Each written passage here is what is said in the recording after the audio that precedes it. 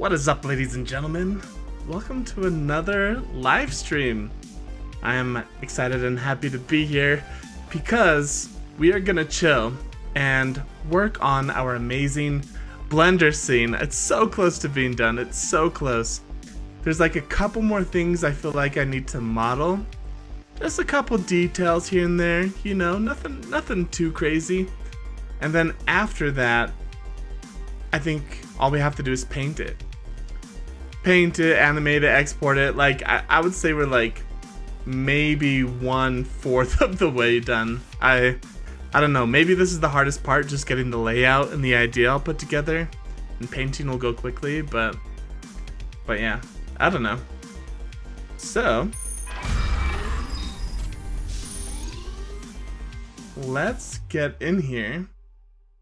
This is our frame that we are going to be exporting, right? So I've been adding a couple things in, like this object right here I added in. Last time we were live streaming, we added the door and the stairs. So we made a lot of progress right there.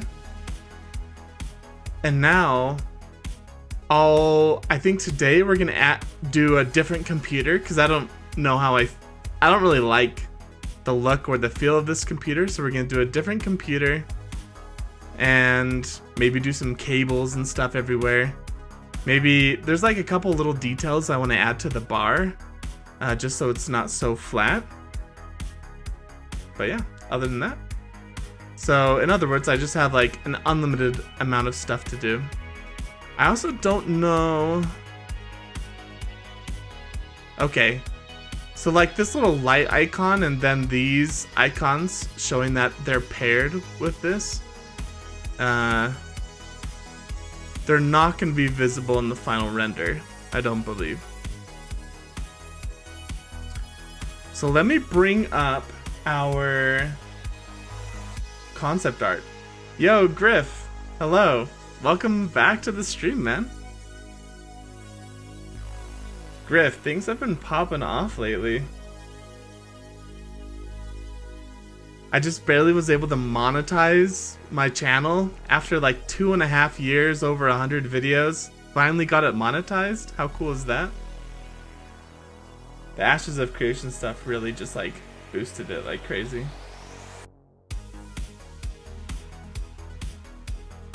Okay, so let's open all of our concept art here, because we're gonna be making the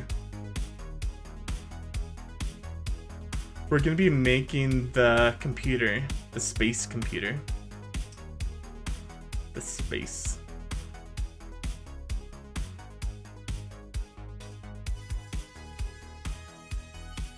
Let's see.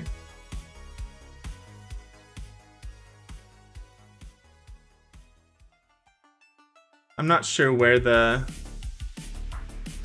is. Grats. Make them dollar bills.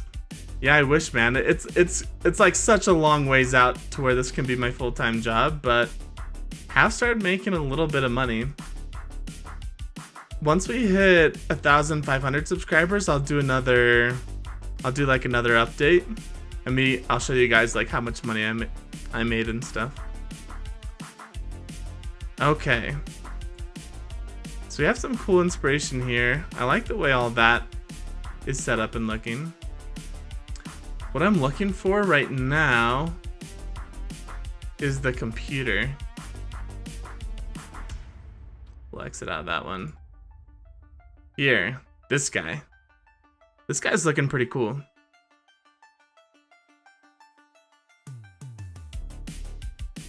So this is the computer we're going to be replicating.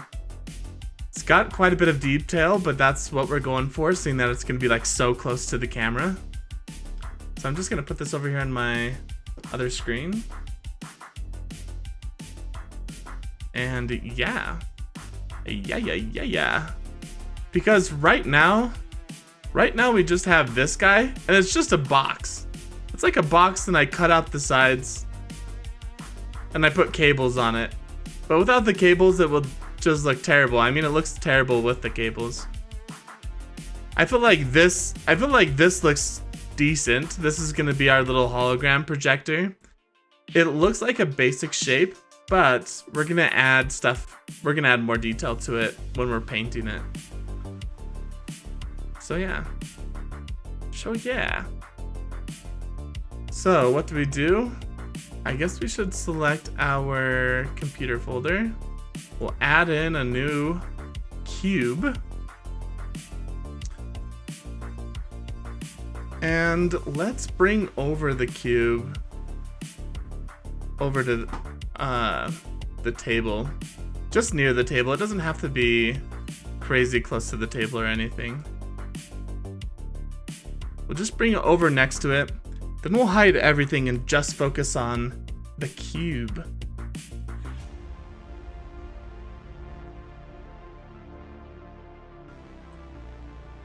So I'm wondering I don't know. I think it'd be cool to have you guys see the concept art as well. But I don't really know how to do that, to be honest.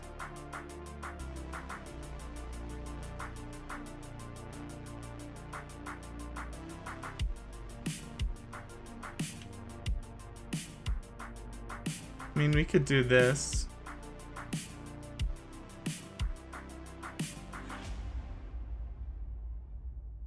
No. Let me see. Let's see here.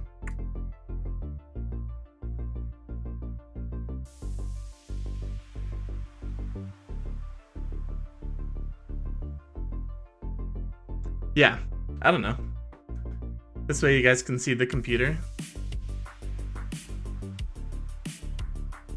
Okay, so I say we start by blocking out the general shapes here.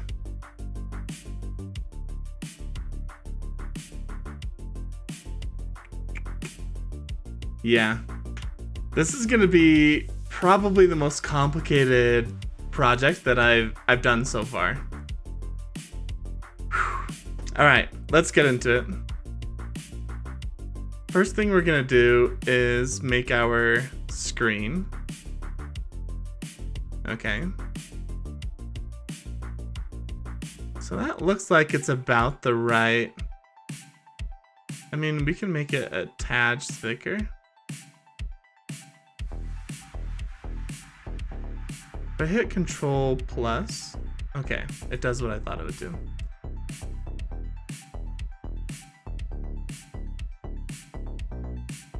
So let's just block stuff out here. And if I rotate this, whoa, let's select everything.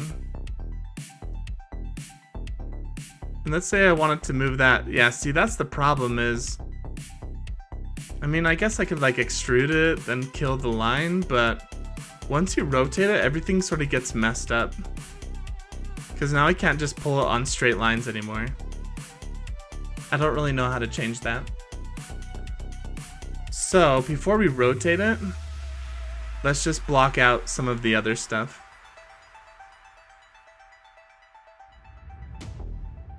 Let's add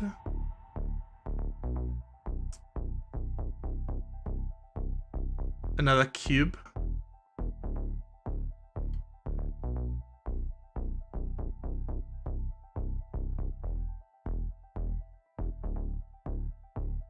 How do I move our cursor here? I think it's this.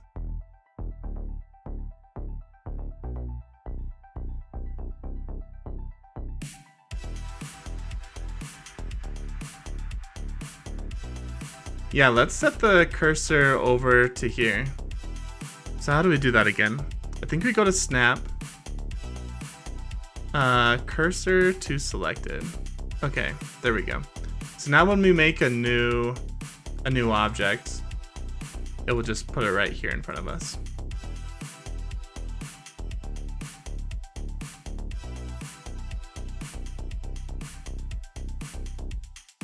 Actually, let's just copy this. Bring it over.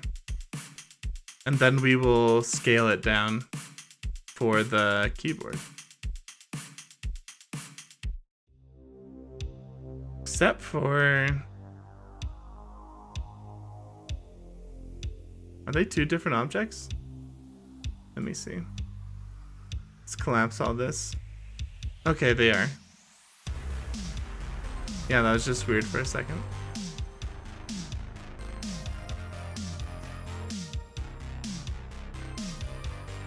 So there's more detail sort of like on the keyboard part. But like I said, we're just gonna block stuff out.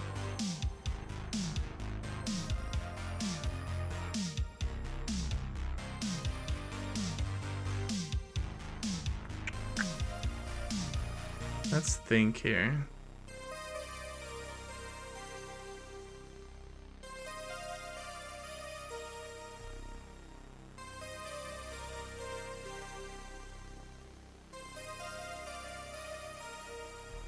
Yeah, we can resize it later.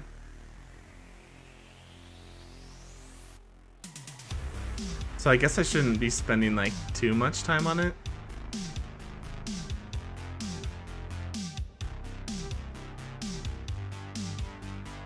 Let's add in a cylinder. We'll come in here.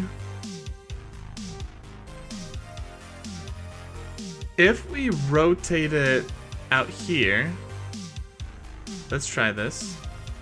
And then we go into edit mode. Yeah, it still sort of like messes up the faces. Okay. So let's rotate it 90 degrees. And then this way, 90 degrees.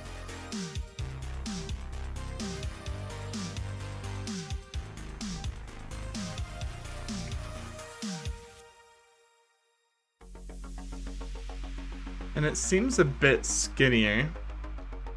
So I'm just looking at this circle right here.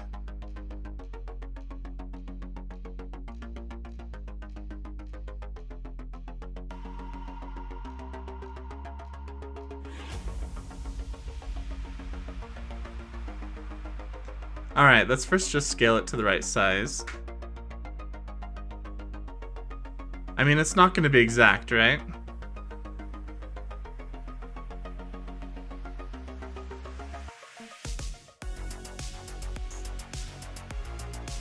Yeah.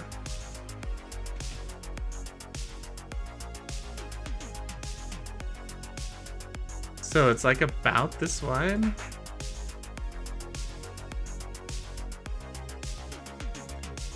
So we can always like edit it later, right? So if I select this and this side, I guess I have to hold down shift. And then we add in a bevel.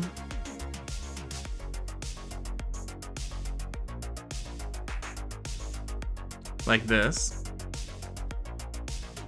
Who's breaking immersion behind the green screen? Oh, that's my wife. She was just telling me she was headed out. She's breaking immersion. Yeah.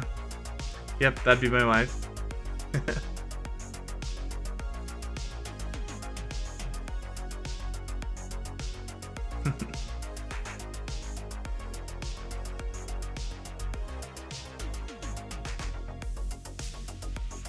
Okay, sweet. So, if we add in another object now, a cube,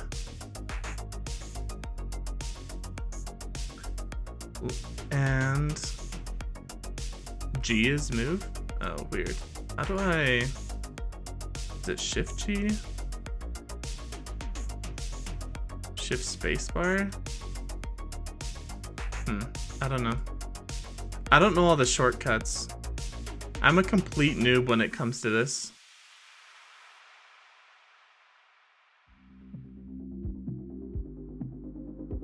Let's see.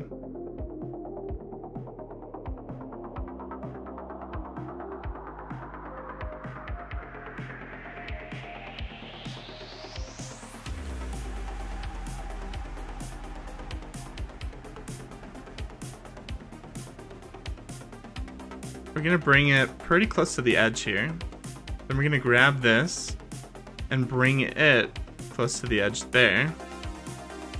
Okay. Let's bring it down. So I'm just looking at this box, and it almost seems like it's thicker.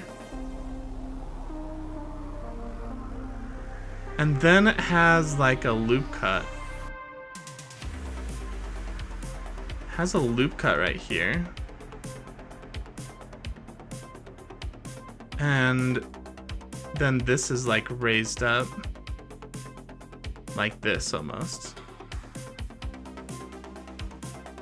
How does it go into the circle? It's almost like...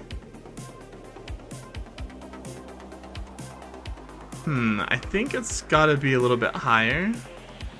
Like this. It's like almost like that.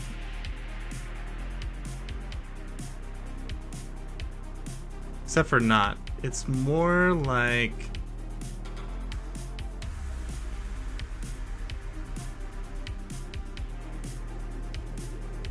I guess it's like more in it.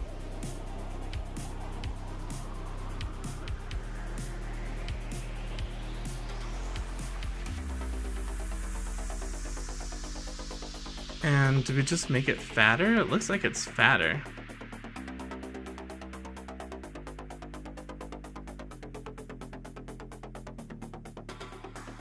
Is it that much fatter?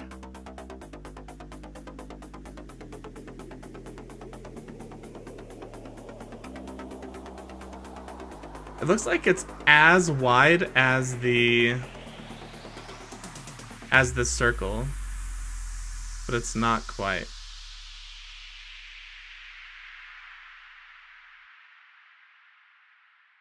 Okay.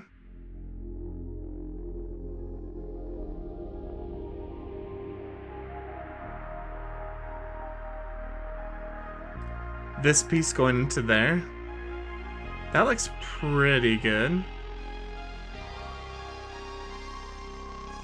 I mean, then we can, like, if we come out here and we rotate it.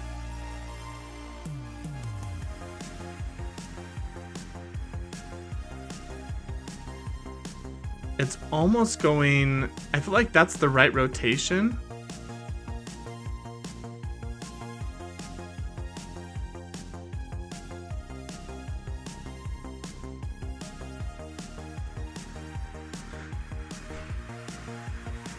Let's see.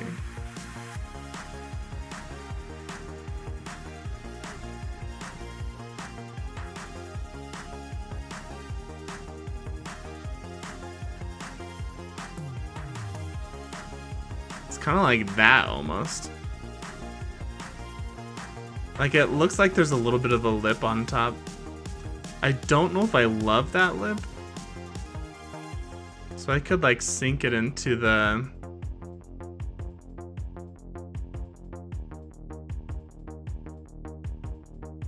I could like sink it into it like that.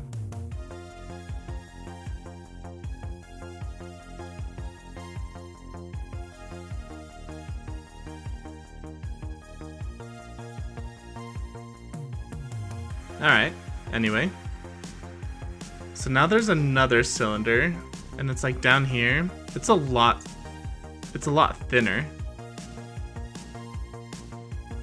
So what we can do for that is select all this, and then we can scale. Where's our scale?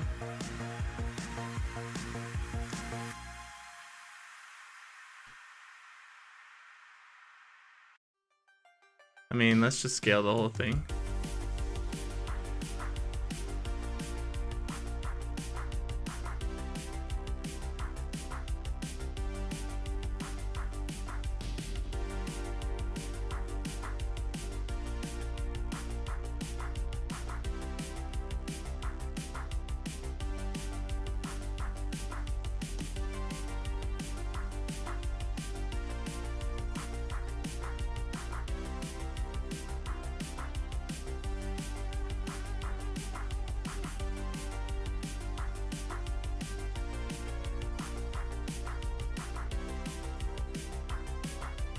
Still not small enough.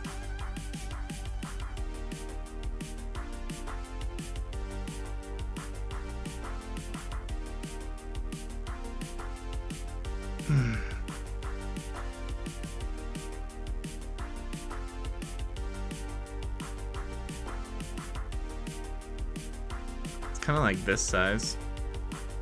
And then, whoops. We can come in here, select all these, and this. And let's pull it out.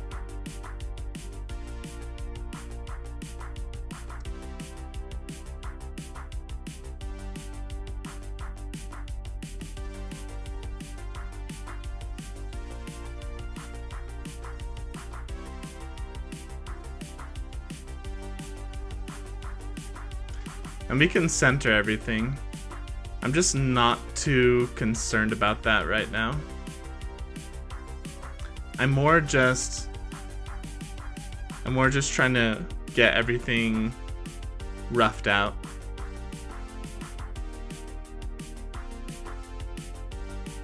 Yeah, it's gonna come up like that.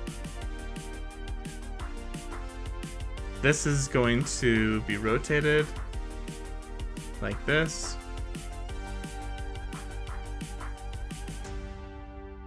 And it's gonna be like that. Cool. Then this is gonna be rotated. Yeah, something like that.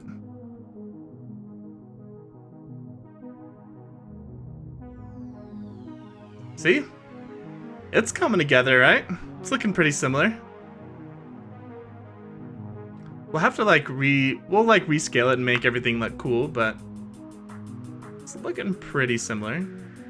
So now we actually can do a tricky trick here. We can do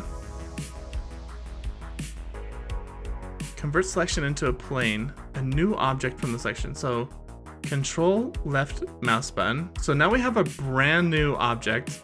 That's a plane here.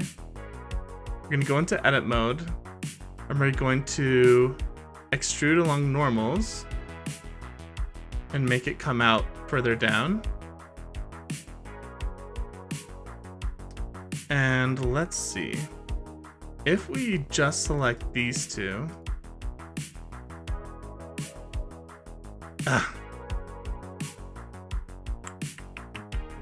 This is where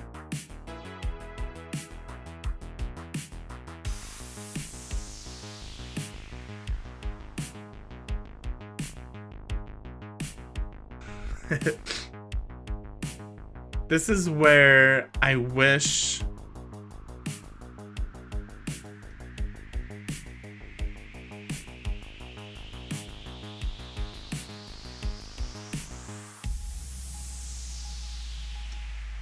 there was an easy way to do this, because like when I move it, it doesn't move in tandem with that one. So if I want there to be a little bit of space, I kind of have to like finick with it a little bit. I mean, that's looking pretty lined up. Doesn't have to be perfect. Yo, Absolute Billy, hello, welcome to the live stream again. It's good to see you. Man, you guys have like stuck with me since the beginning. Thanks for coming and chatting in the live stream. We're just making this awesome computer. So right now I'm just blocking out the big bits.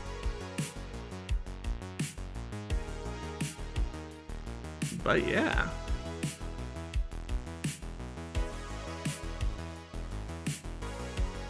Okay, so let's make this little guy up here now. Let's add in a cube. It's gonna be hard to work on it around all those guys. Okay, so this side's pretty lined up. Let's bring in this side a little bit skinnier. Like that. And then it's like real skinny.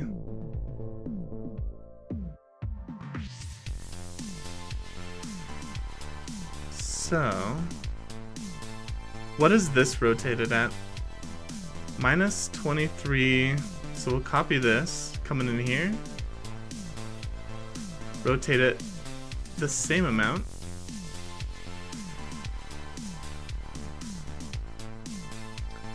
Okay. So it's a little bit lower. Yeah, so that's about the right height. And it's like part of the back of it, right? And then it comes out and connects into our thing here. So what we're going to do is add in a loop cut around here. And then we'll just grab this one. We're going to pull it out just a smidge. Because it looks like it's skinnier at the top, then it gets like a little bit thicker. In fact, I feel like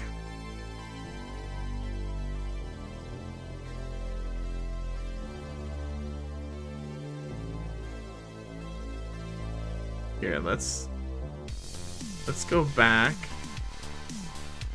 and let's make it a little bit thinner even.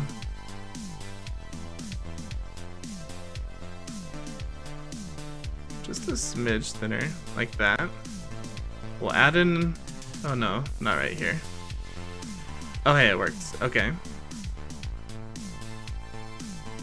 Now we'll reposition it.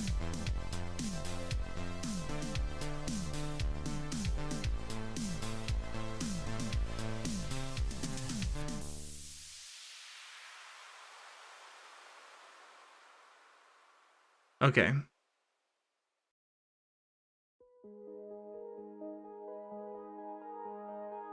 Now we'll add in the loop cut. Whoops.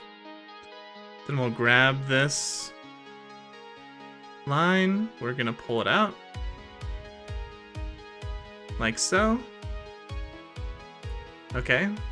Now we're gonna add in a bunch more loop cuts this way. How many do we want? It's on the very edges.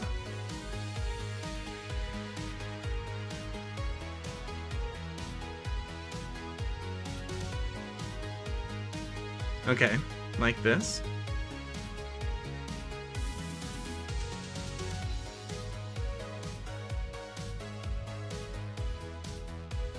Okay. Now if we grab these two, let's just see what happens. It might break. Oh, whoa, what the heck?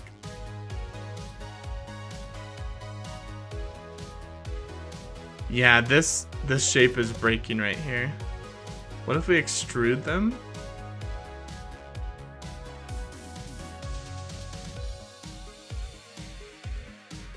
Oh, that was weird. Why is it?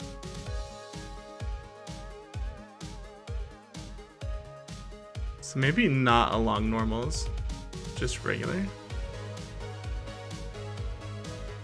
Yeah, they're still like jettisoning off to the side. I don't know.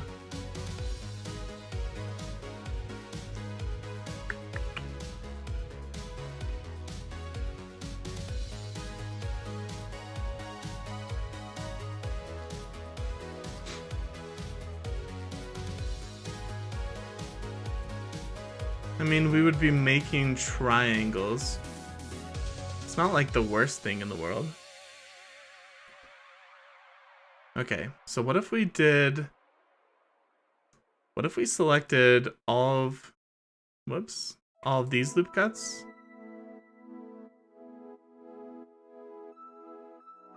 And I was holding control. That was my bad. All of these loop cuts. And let's cut them again. Like this. And now if we grab, oh whoops.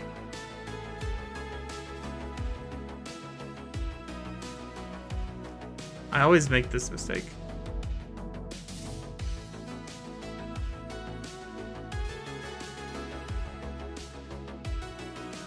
Alright, we're gonna cut them. Come down here, select these guys. And now we'll pull it out.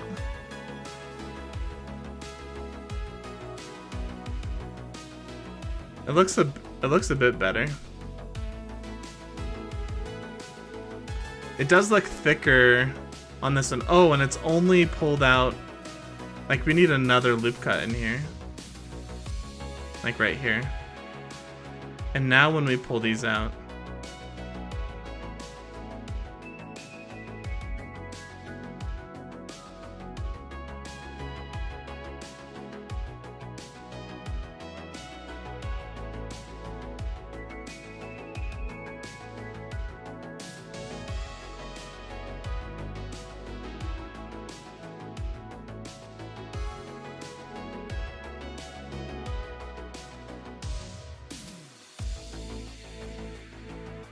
yeah, that looks all right.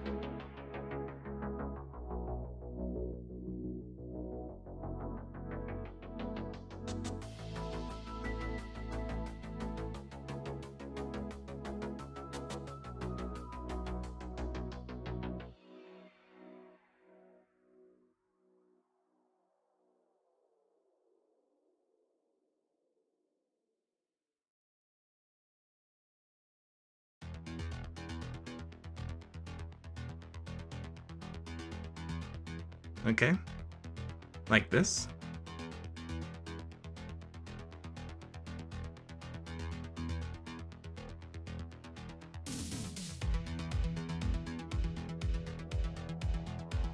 Do I have to...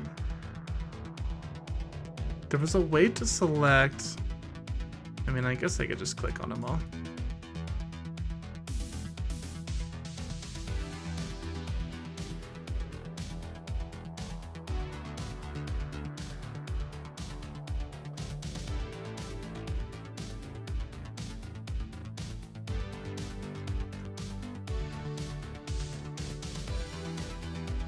I don't know, what are your thoughts? Do you think we're kind of on track here?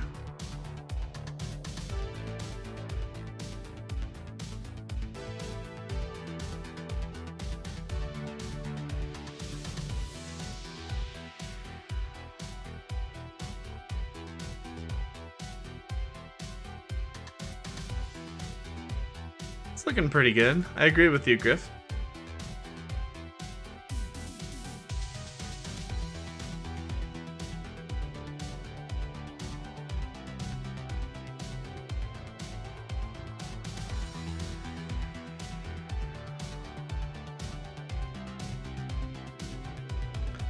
I mean, already it's looking better than this computer.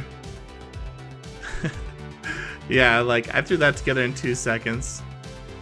So yeah, switching over to this computer, I think it would look a lot better.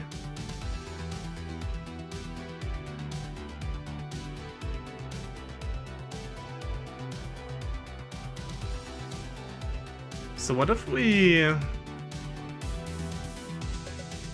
Let's hide all of these.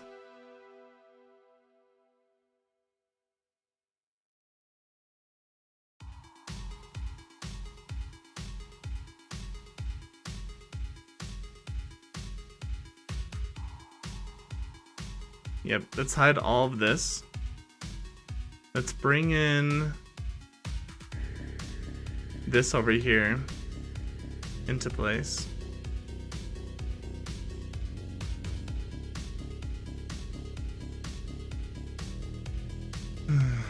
I don't want to like rotate it. Not yet. But we can scale it a bit smaller.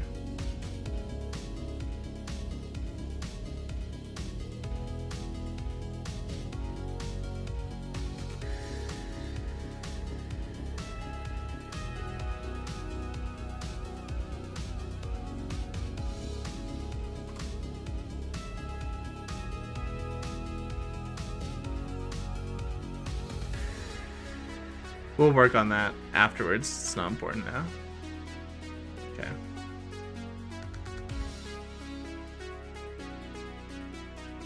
Alright, cool.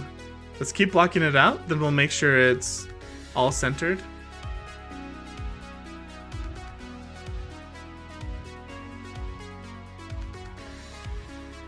Okay.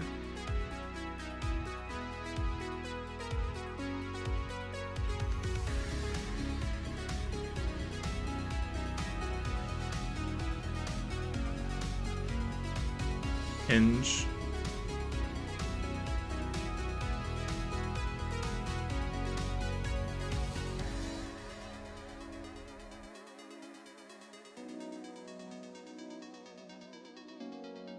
I think it's Control P actually. To object. So now if I move this, they all move. Okay.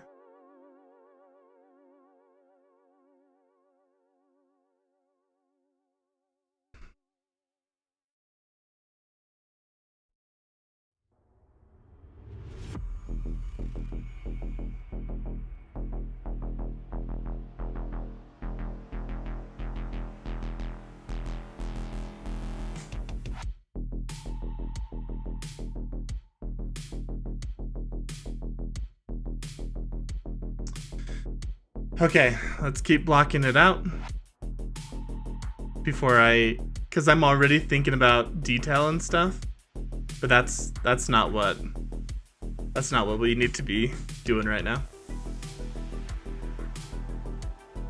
Let's add in a mesh,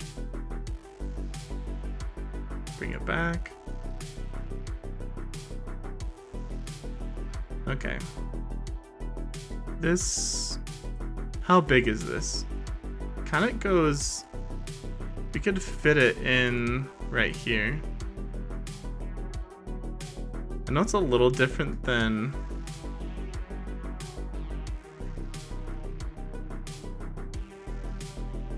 what it is in the picture, but I think it might end up being better.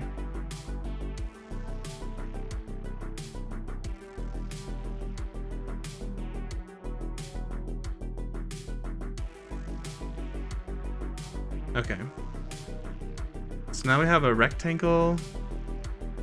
It's going to sit in here, and it's actually going to rotate out just a little bit. Like this.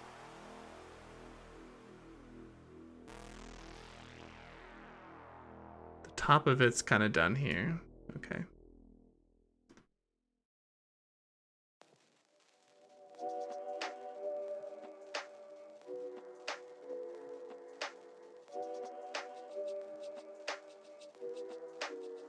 I'm working on this white shape here.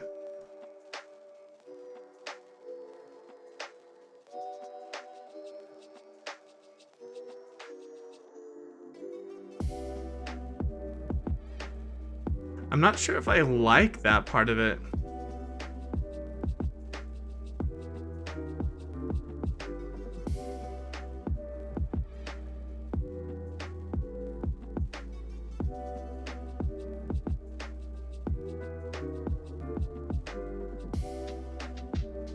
You know what, let's actually just delete this. And we'll paste this one.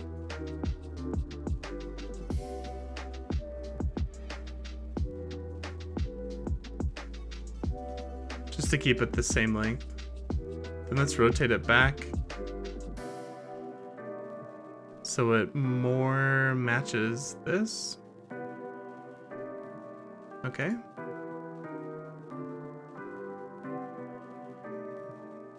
Dang it.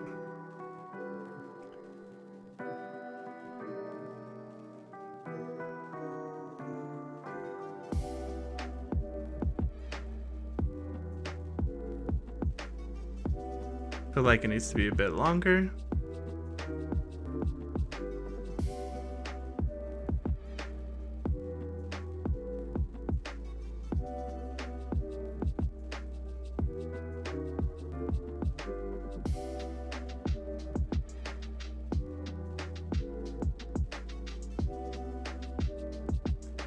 DJ Frost, you're good at this, Adam. Do you use Unreal Engine at all in the Epic Store?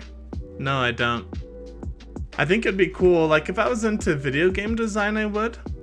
By the way, guys, it is so hot in my house right now. I am like dying. I think all these lights shining on me isn't helping, but there's no air conditioning in my house and it's a hot day. No, I haven't used the Unreal Engine before. If I did video games, I definitely would. I know I can export from Blender into Unreal Engine, so yeah. This is just Blender though. So I'm actually not sure how I feel about this piece right here. I don't know if I love the way it looks. So yeah, I put a block here, and we can reevaluate it once we get everything figured out.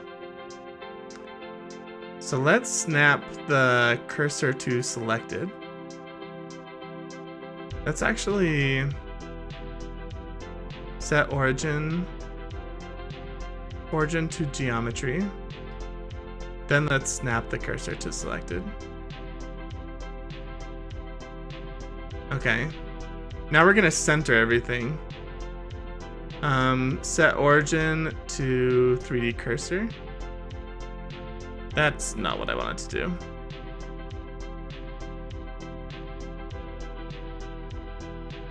So set origin to geometry.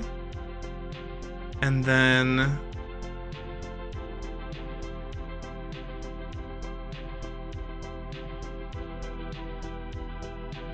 selection to cursor. Oh dang. I forgot they're all parented to it. Whoopsie. How do I unparent something?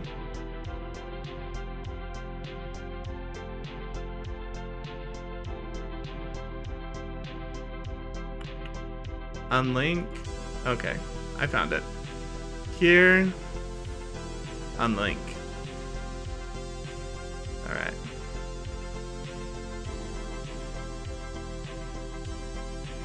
What did that do, guys?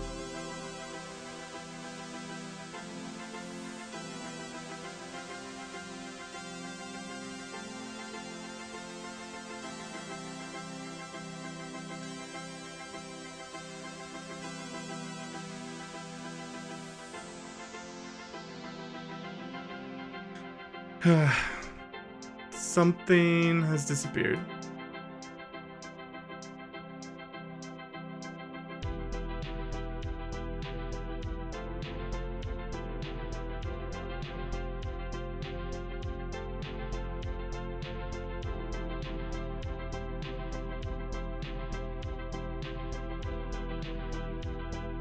Hey, remember TJ Frost when he said I was good at what I was doing here?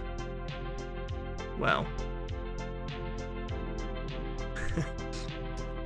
I don't know about that. Let's actually do a new folder.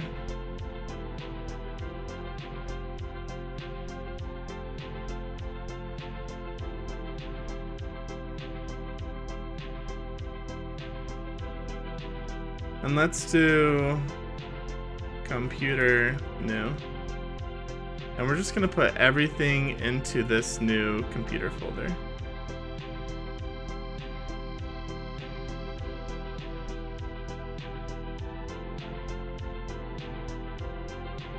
So all of this, if we click unlink,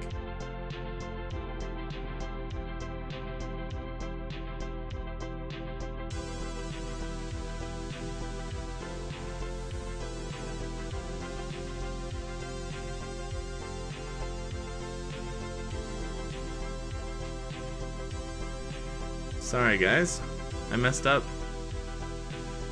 No, man. TJ Frost, you gotta stop or else my head's gonna explode. Well, how do I deparent something?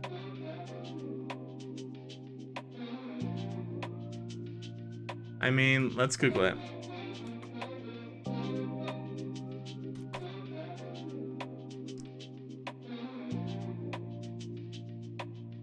How to unparent objects.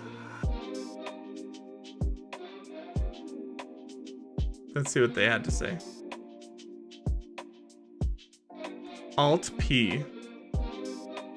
So if I go like this, Alt P, clear parent. There we go. Alt P, clear parent.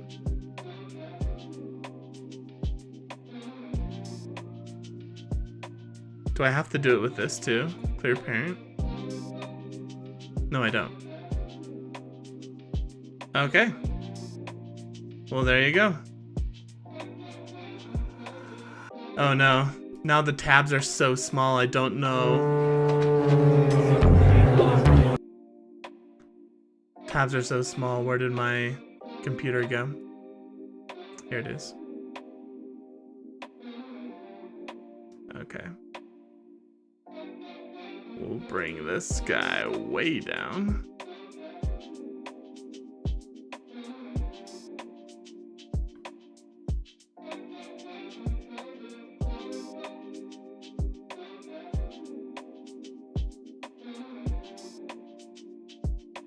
All right, good enough.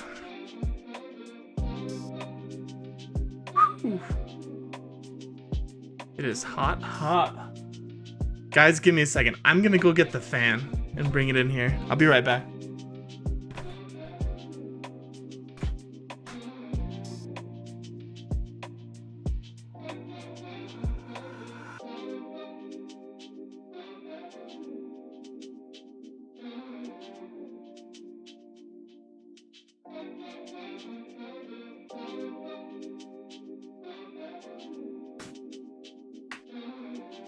All right. Look at this. We got a fan going. I'm just sweating like a maniac. Now I have to find a place to plug it in. Ugh. One too many days got me changing up the way that I need you. Now we're both at a bar, acting like it's not hard, trying to feel something different. Talk to somebody new, kinda wish it was you, kinda numb to the feeling. Oh yeah. Now that you're Oh yeah, this is nice. they say time should heal, but it's been Oh yeah. long. So much better. Months and I can't seem to Do you guys hear the fan?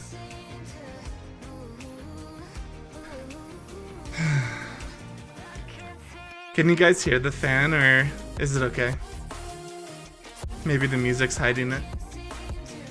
It feels so much better with the fan though.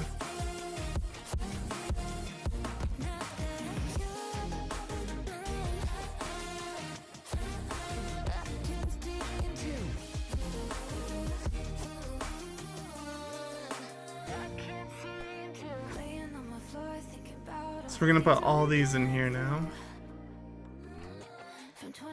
No, you can't? Okay, TJ. Thanks.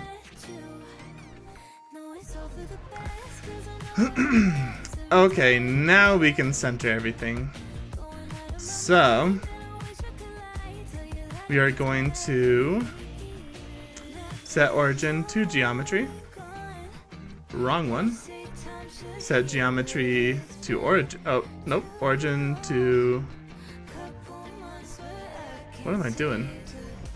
Set origin to geometry. There we go. I thought I clicked on that the first time. And now we are going to snap it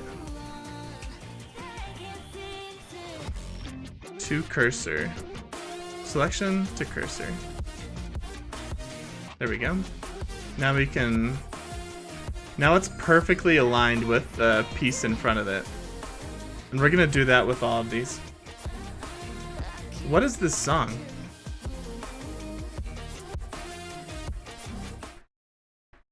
I don't know if that was non-NDA music, guys. So we might get screwed here in a second. Why did it leave my playlist?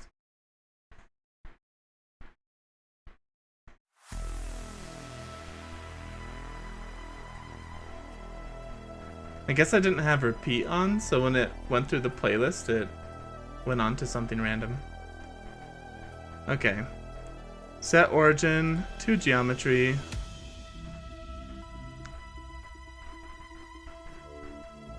Set snap to cursor.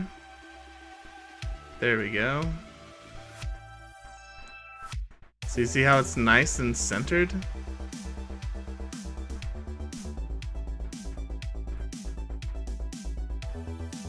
So we can grab these two pieces now. Set origin to geometry. And then snap it to cursor. Oh, it did it with both of them. Which is a little unfortunate, but we'll make it work. Something like that.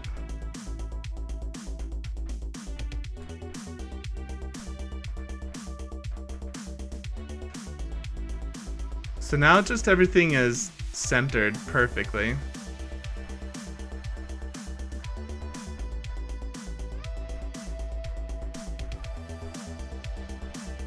Line those best as we can.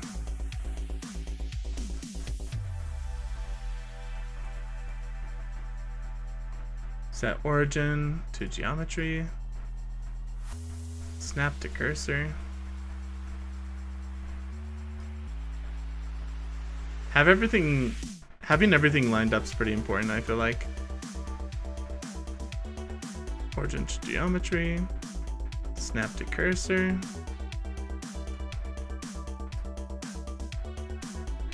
There we go. Okay, cool. So we're just gonna leave everything super roughed and blocked out like this. I know it's not looking like it has all the detail, but this is how we do it. We gotta start with a big stone and then we'll slowly sculpt it down to where it's supposed to be. I feel like this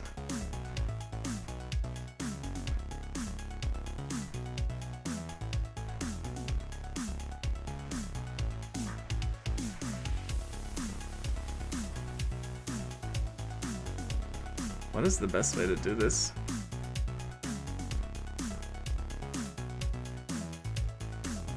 Is the best way just to go like this, Control X, 0, tab into here, make it a little thinner, and then go back.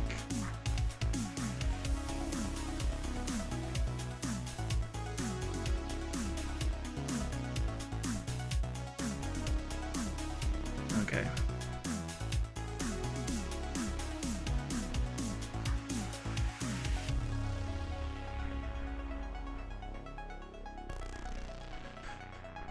Okay, sweet. We're gonna be looking at the computer from behind, so I don't know if I have to like spend time making an attachment for that, because it's gonna be like this on our screen, right? Maybe a little bit turned, so it's like this on our screen. So I don't have to really worry about making a center attachment for this keyboard. Just save us some time.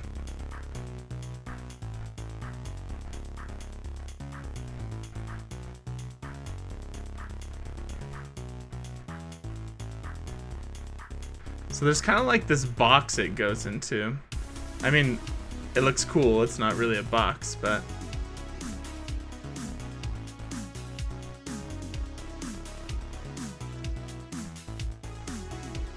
it's got some cool geometry to it.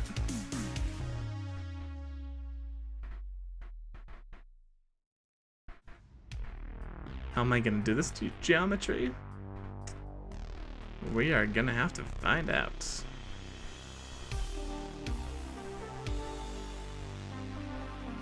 Width-wise, I feel like it's pretty good. Maybe a little bit bigger, actually.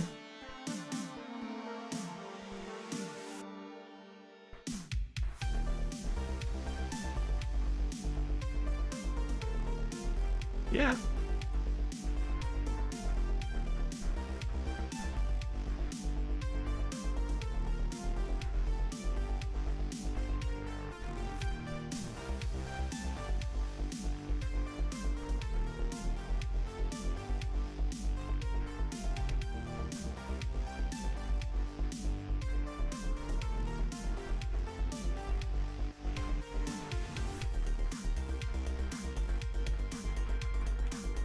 Come in here, tab, we are going to raise this up,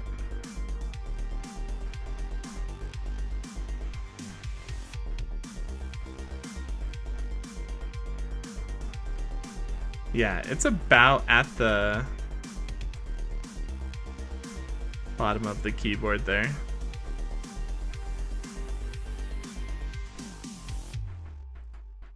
So then this, set origin to geometry, snap to cursor, and we're gonna move it down.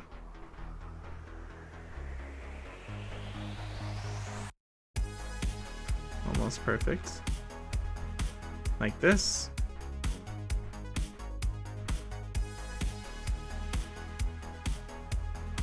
A little bit higher.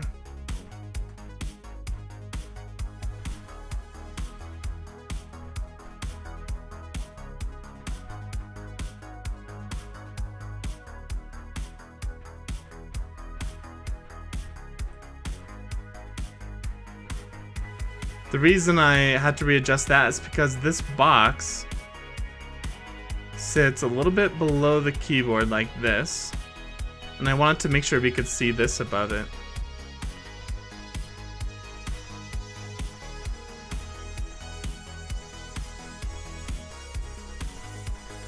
And we can always make the screen larger on the stand, so we can readjust things as we go. Okay. So, wait, where did our...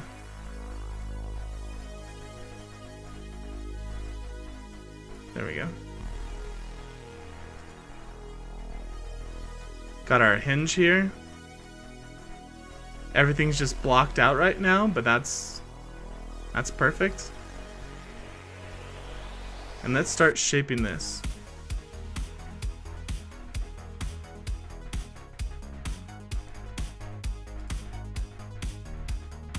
So,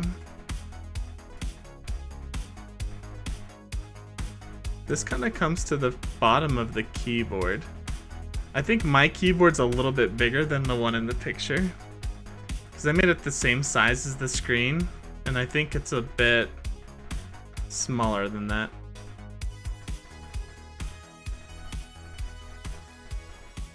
So we're gonna go like this. Then the back of it can come in like this.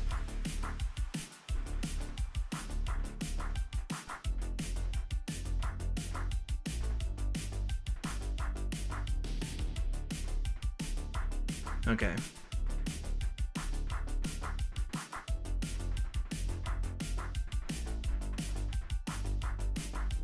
This. Let me think. There's like one loop cut in the middle.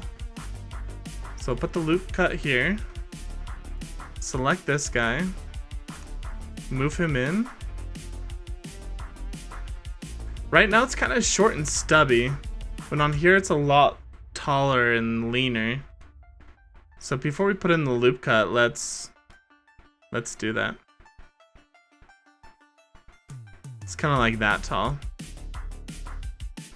Now we have to remember it's gonna get cut off around here, right? So I don't really care how long it is, but just for detail's sake, I guess. We don't want to spend too much time on anything on this box because it's gonna be really low in frame.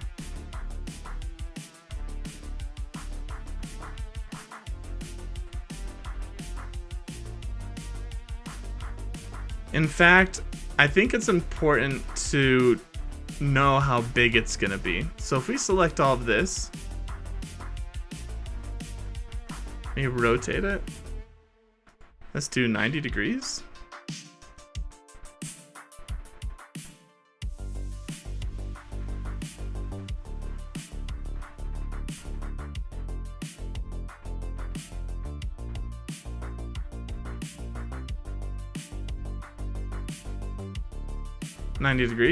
Bam.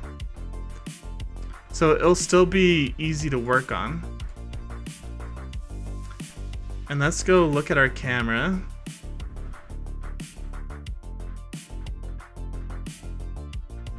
Let's scale it. It's just way too big right now. Now it's way too small. It looked like it was all the way back there, but no.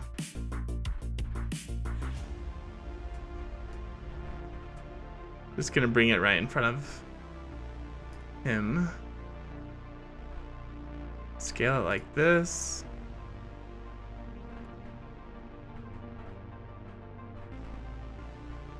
It's gotta be further back.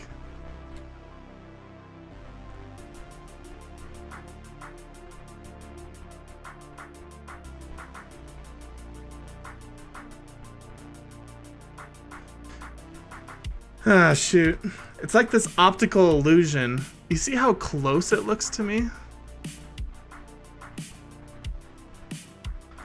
But it's not. Like, it looks like it's right up on me. But look how far away it is. Like, if we position it how it would be positioned in real life, I guess it would look a lot smaller, right?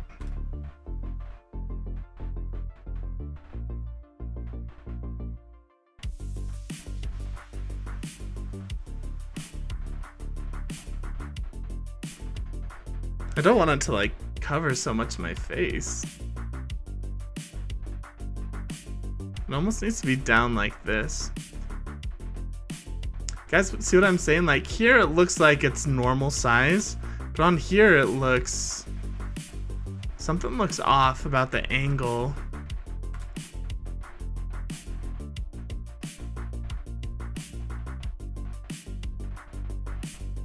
Well, let's do what looks best on camera.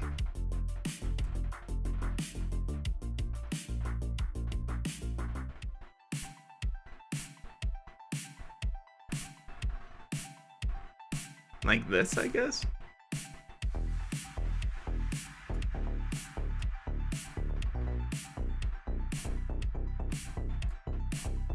Kind of missed some of the detail down there, though.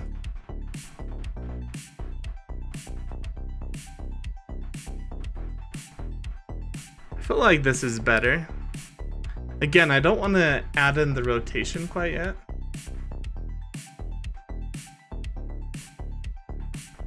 Yeah.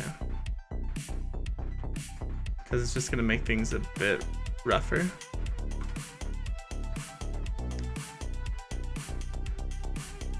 And we're going to add cables and stuff coming off of it. But yeah, that's a lot better. The keyboard and everything's pretty low to the...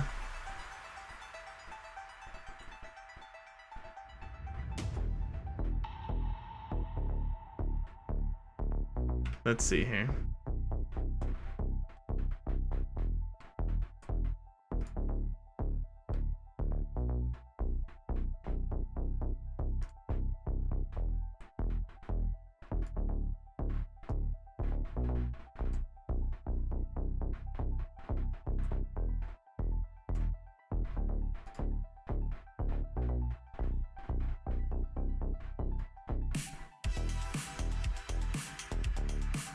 Dang it.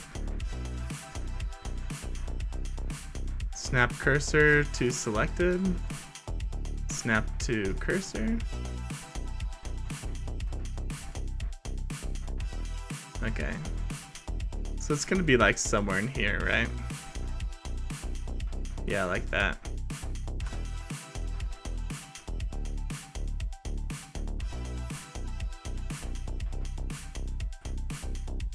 It's super in the table.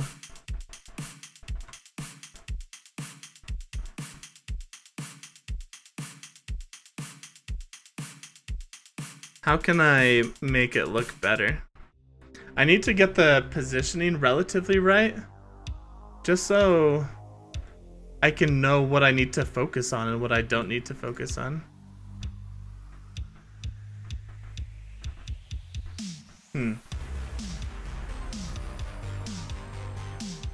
Because this is all that's going to be in the frame, the part that's highlighted.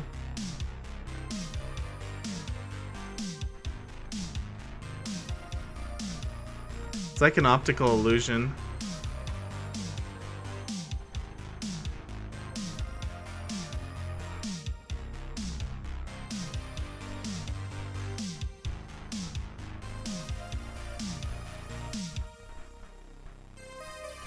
Is the table too big? No, I feel like that's a relatively normal sized table. It's a bit big, like wide. Is it?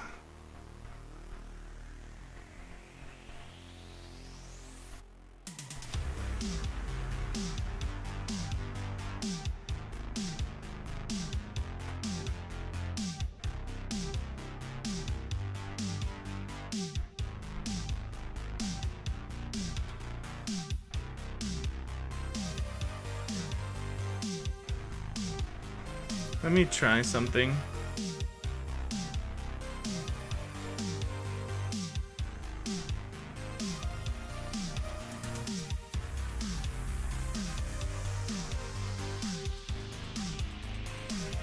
Let me scale this up.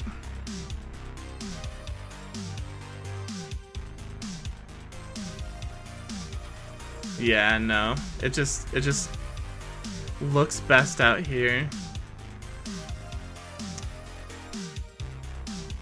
It's kind of weird though, the positioning of that.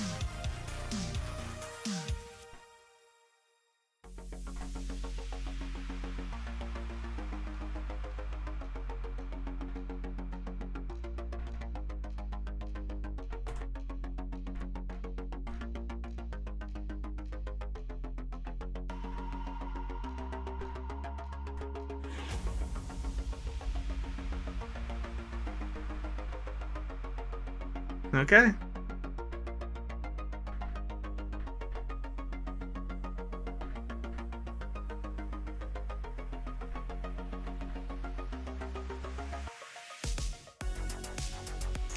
So that basically just confirmed that this piece down here is not important.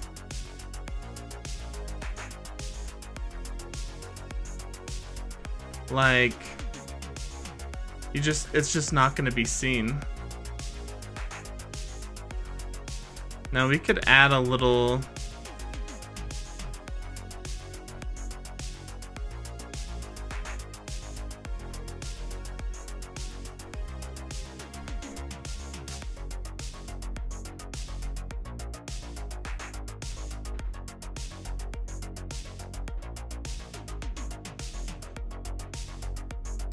we can add like a little base.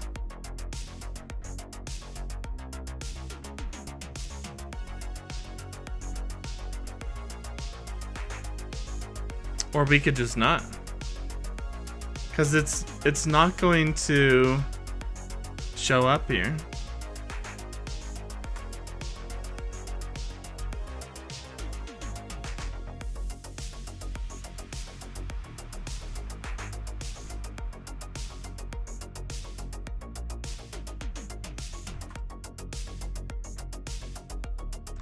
We could rotate this higher.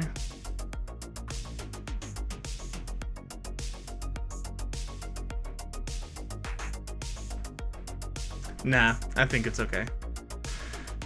All right, let's just add some detail to the computer then. I feel like it's a pretty decent size. If we turn on, where is it? Our table, our chessboard. This is where our chessboard would be.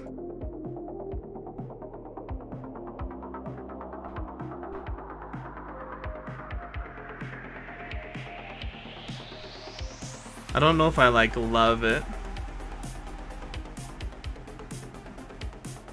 I think I like it a little smaller. I don't know. That's just placeholder.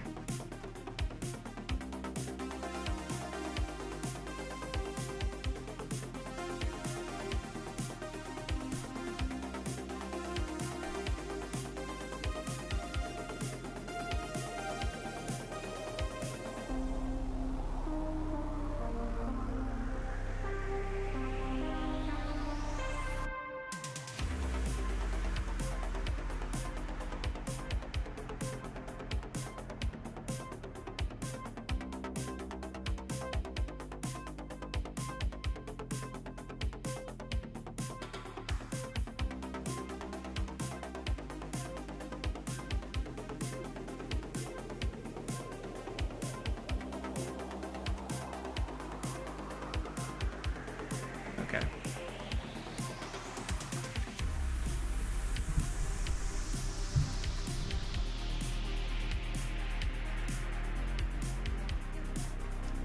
Getting some detail.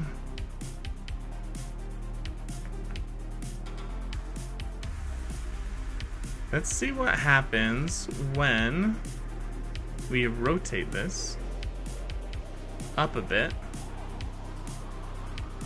like so.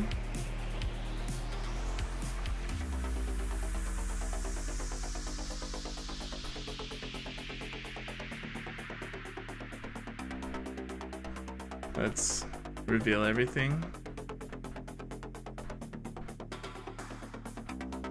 I think I like that a bit better.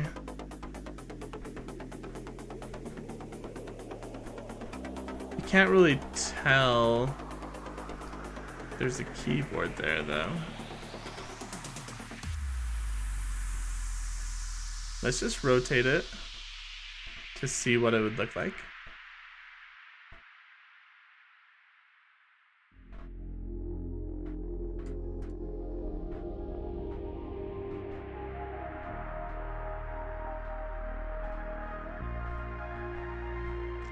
This angle of the keyboard isn't really doing very good because it's like shooting right into the camera.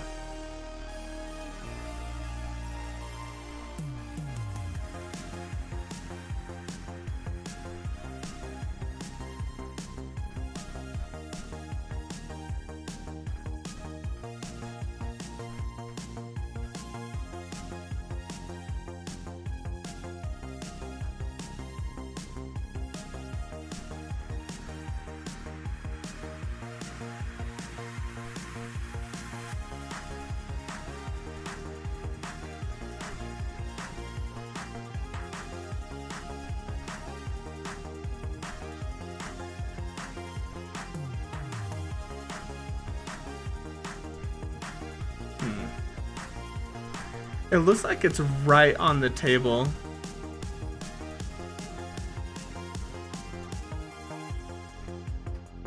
So we're gonna have to add in something.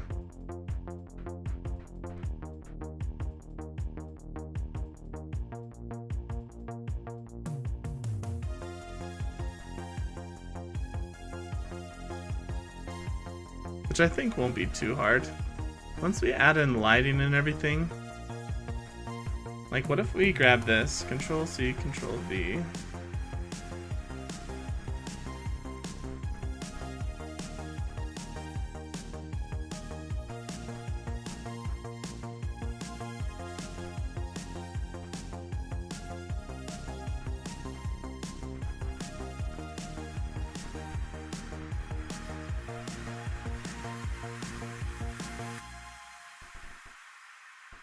How do I move this lighting?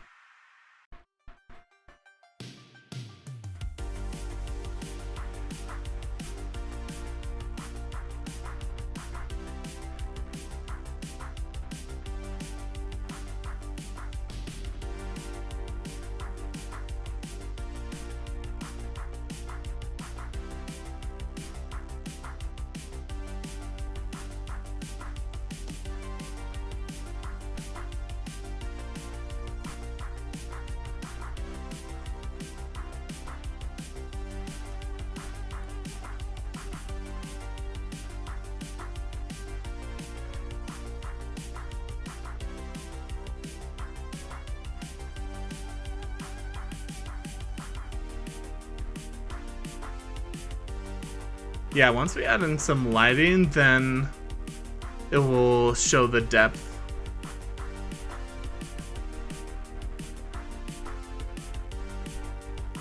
Right now it's looking terrible.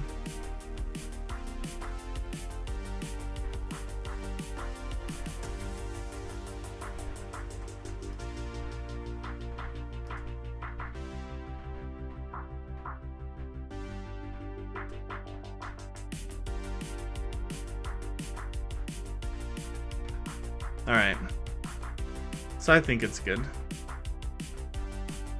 So let's grab all this.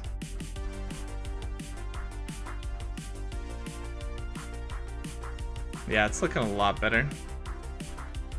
It's looking way better than the other computer.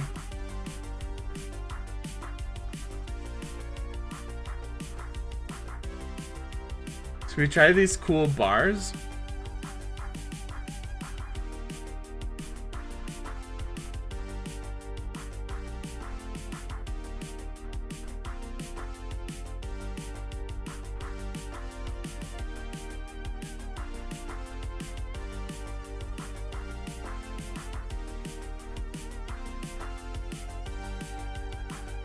Oh, look at me, I'm Adam. Salty Mike. Coming in here hot.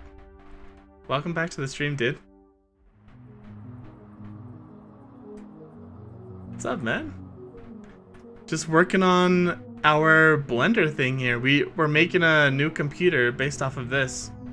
What do you think, Salty Mike? Do you think we should add the bars on the side of the computer like this reference image? Or just have the flat screen?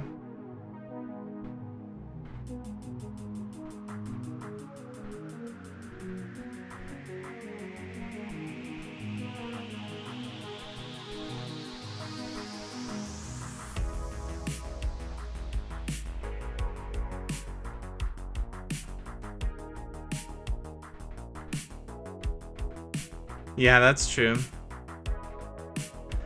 Yeah, because this is kind of like a tabletop computer, so maybe you could like pick it up and set it down places.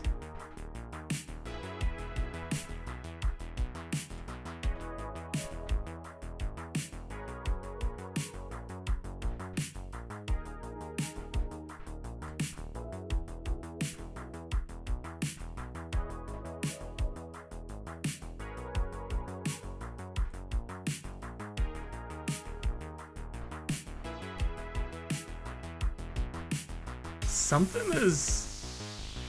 Oh, that's what was happening. I was wondering what was going on.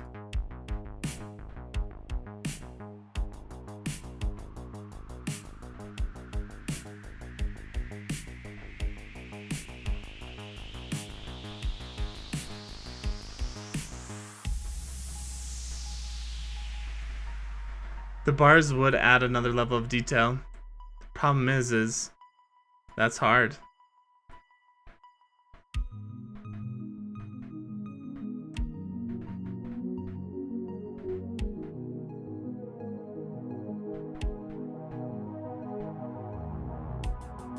Okay, let's try it. The problem is I don't know how to make bars. Annotate line, polygon. I don't care about annotating. If we add in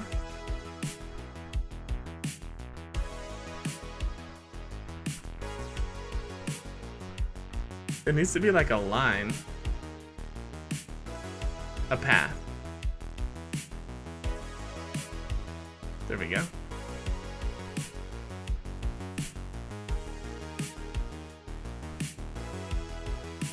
What the heck? Oh, I'm still in annotating. Oh, okay.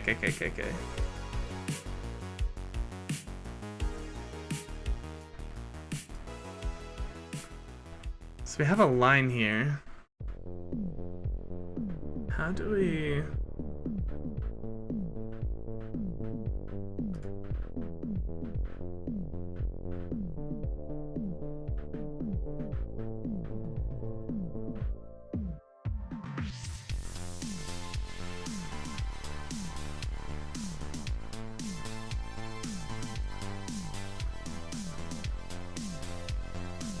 So let's delete this.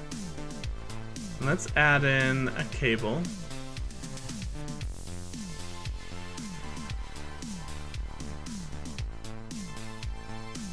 Create a cable from here to here.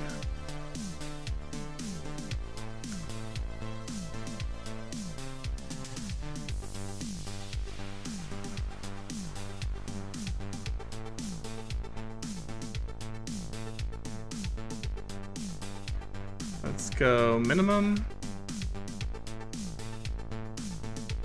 width. Yeah, that's about the right width. Tension.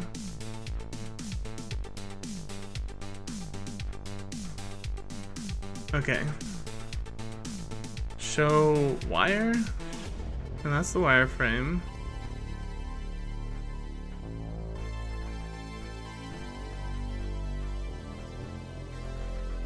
Add subdivision points.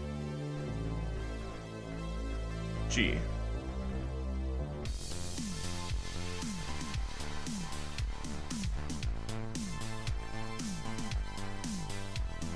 So we want 1, 2, 3. We want 6. Okay.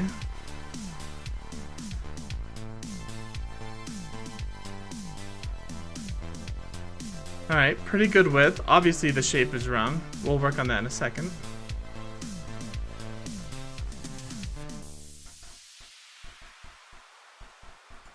Alright. Wait, did I just...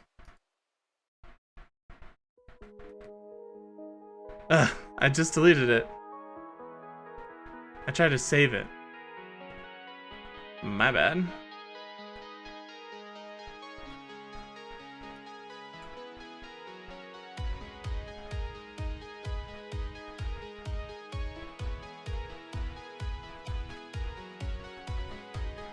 Okay, let's try this again.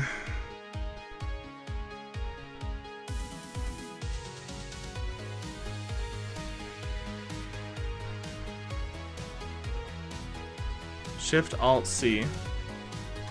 That's the button I was looking for.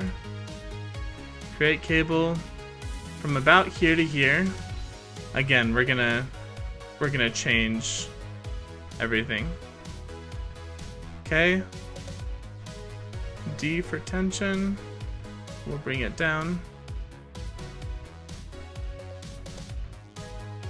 Subdivision points. 6.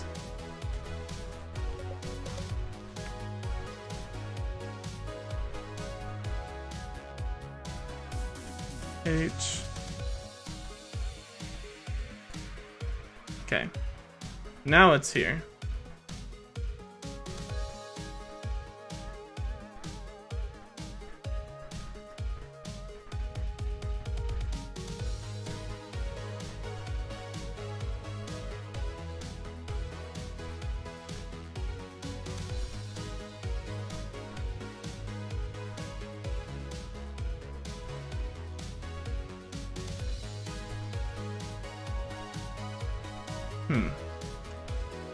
So we're gonna select this one and this one.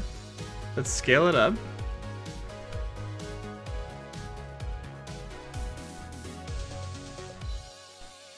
Okay, then we're gonna scale these up. But they're gonna be moved, whoops, with these up like this.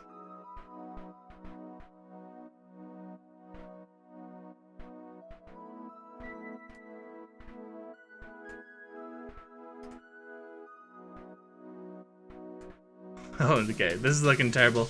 I can't just eyeball it.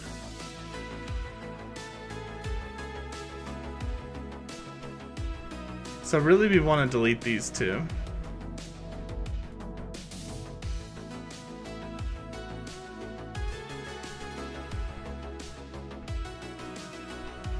Something eyeballing? Yeah. Does kind of sound wrong.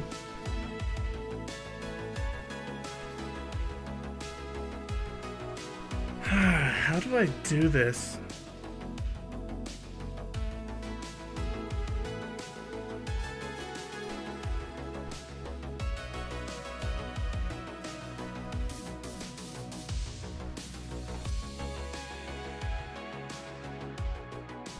This just isn't looking right.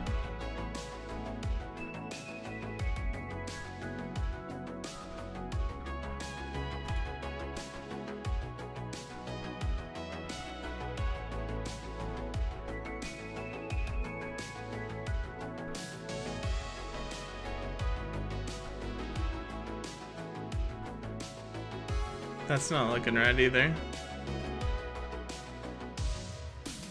Maybe it's not a curve.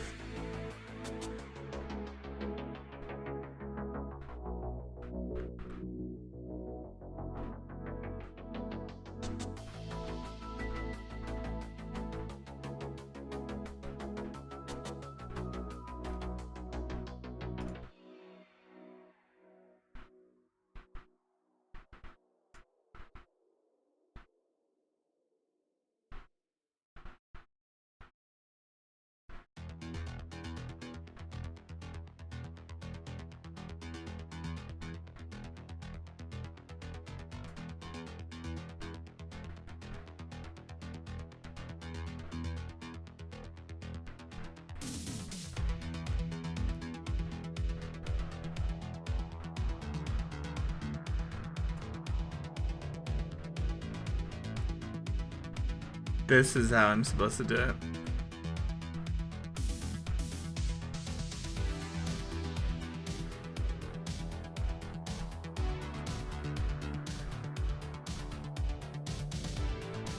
Yep.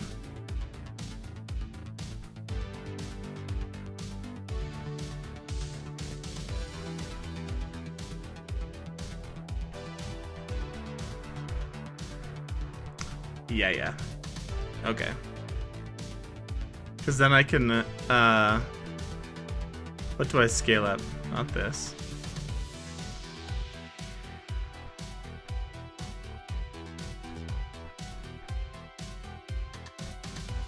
I don't know, there's a way to turn this into a pipe. I know that for sure. So if we extrude again, this is just gonna follow the... Don't want that. We could extrude it like this, and then we can move it.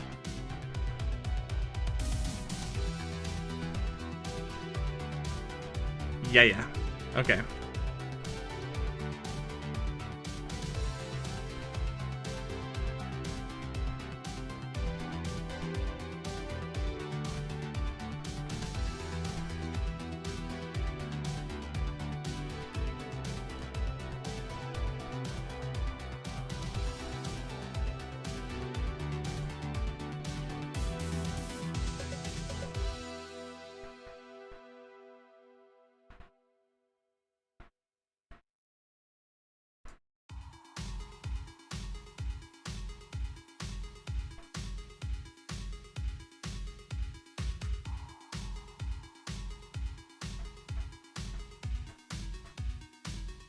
Let's scale it. Okay, it's about this long.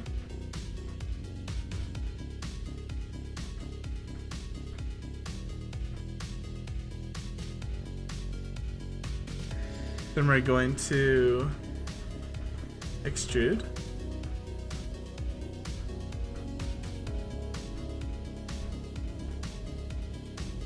No, is it Y?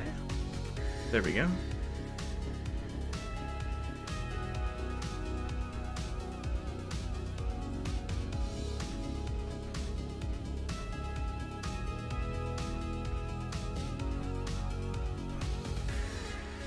Okay, it's like this.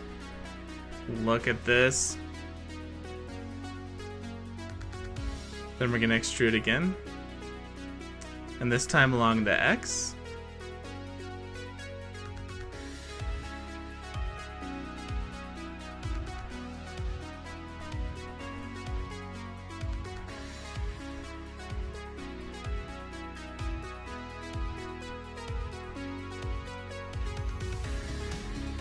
Perfect.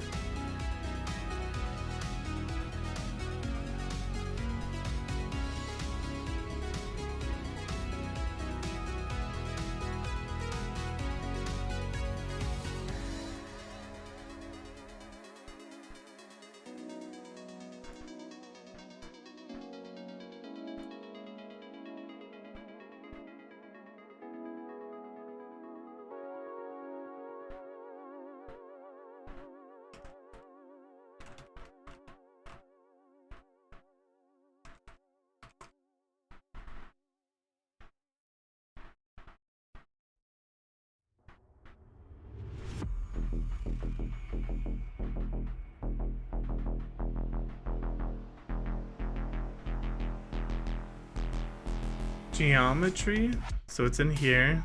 And I go to geometry.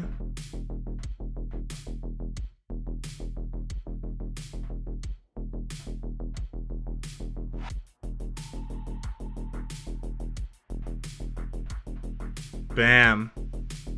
Look at this. Man, I can't believe I did it. I figured it out with Google's help.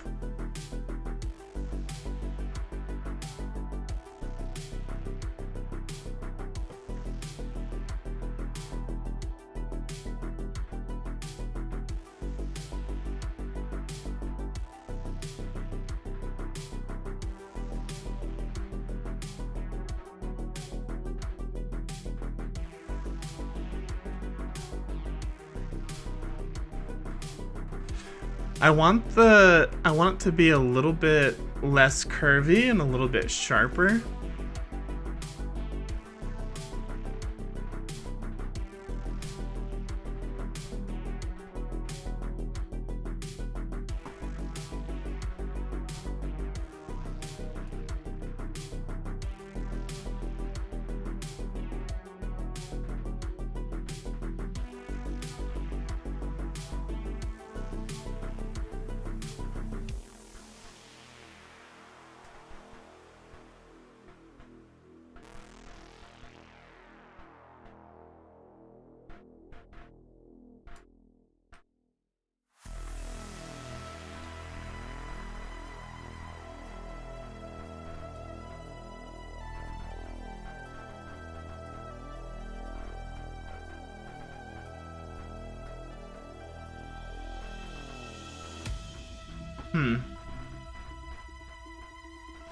Extrude. Round. Okay.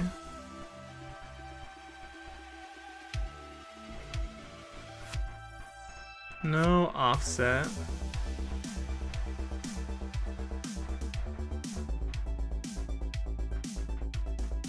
No.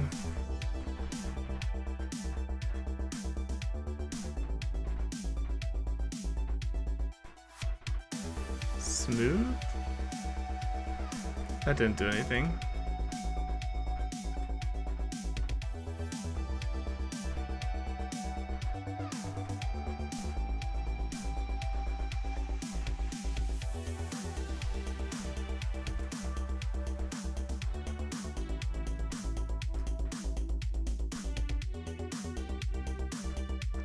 Uh-oh, did I mess it up?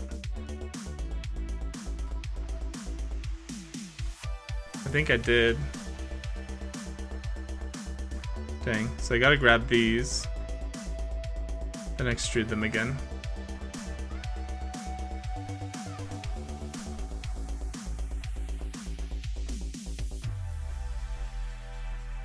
Wait, what the heck?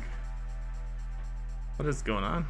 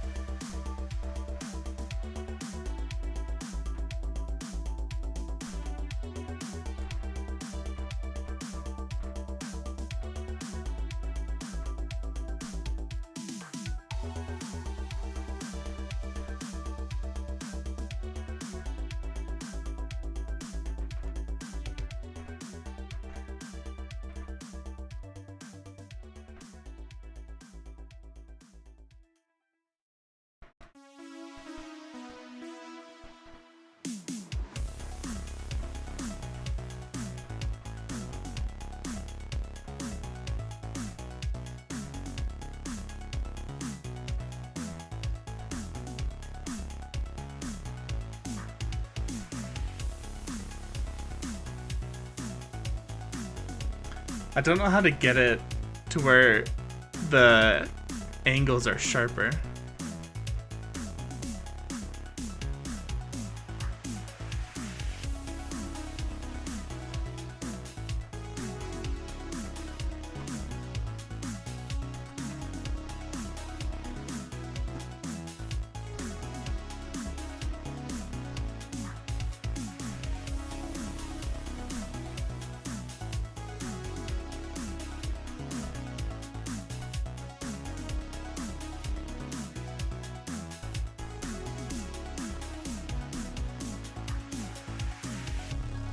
So it's under geometry? Bevel curve? I see bevel. I don't see...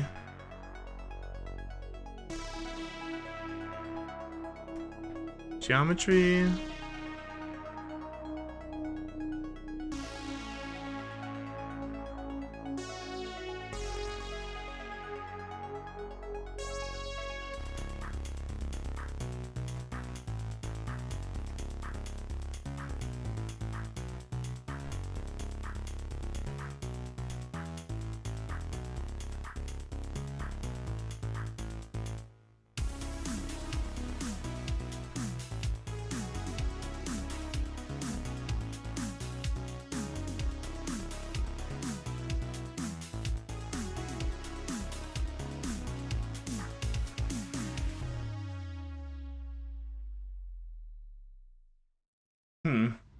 Sorry guys, I don't know how interesting this is for you guys. Yo, Fitzy, welcome to the live stream. I don't know how interesting it is for you guys to watch me struggle on Blender. I mean, we've gotten this far. Now I just need to figure out how to sharpen these corners.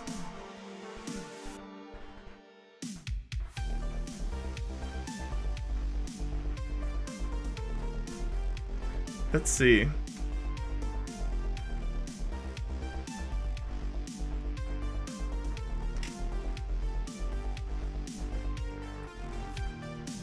Who is this guy? Get him out of here.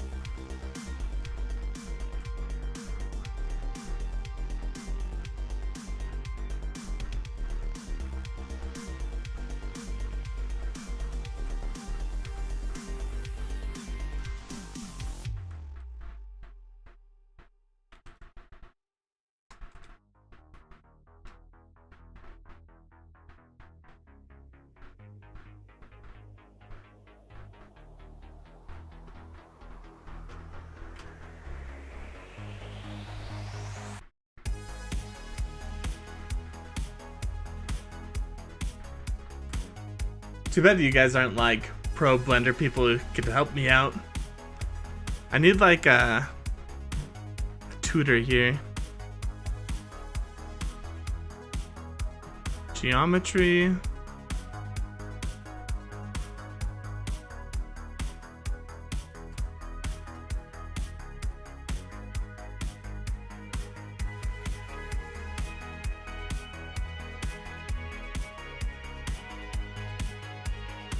Let's see.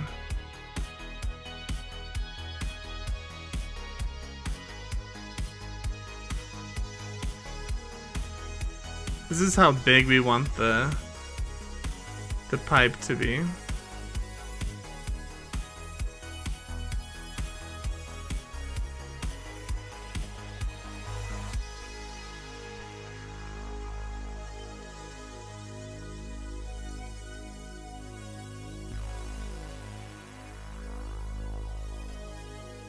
I think I have an idea. What if we just come in here and if I extrude this? Nope, that's not gonna work. I need to add a point right here.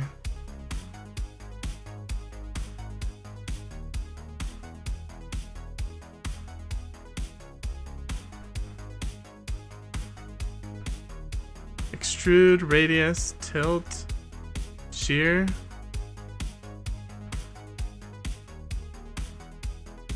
Not annotate. How do I add a point to a path?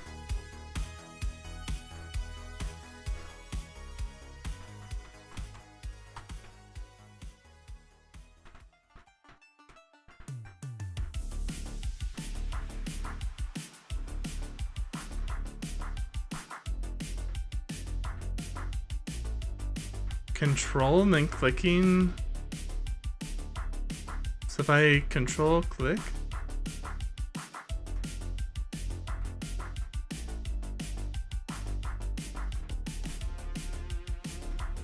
So these guys right here, we can scale up.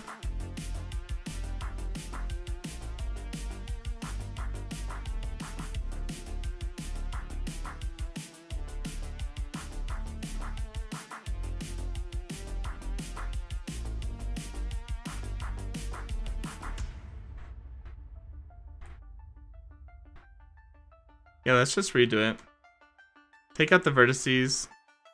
We're gonna bring these back to like right here. Okay. Now we're gonna extrude them again. I think it's Y. Yeah. Then we're gonna extrude them again along the x-axis. Step 4. We're gonna extrude along Y to like right here. Then we're gonna extrude again.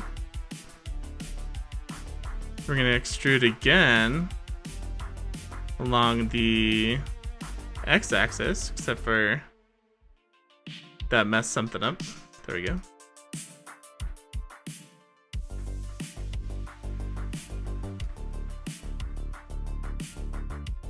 Like that. Okay, so I couldn't find an easy solution, so we just added a bunch more dots. Which is okay by me. So let's try to match the distance.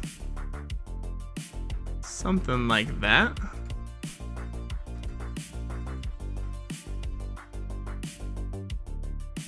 Okay, and let's scale this and try to match the distance.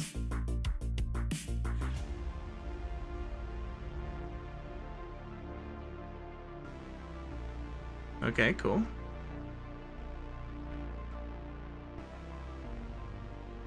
Does it need to be closer?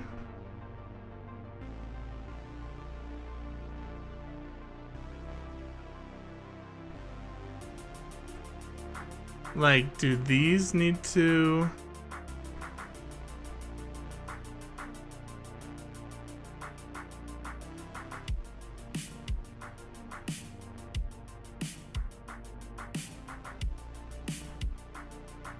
Yeah.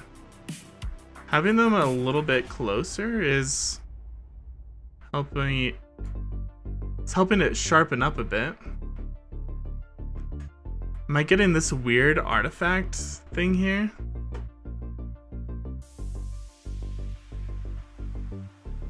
What about that?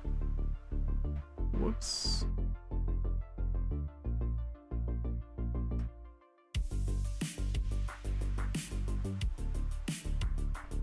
Oh my gosh.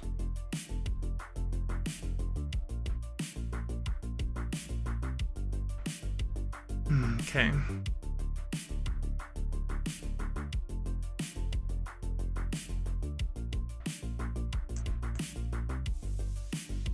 It's working.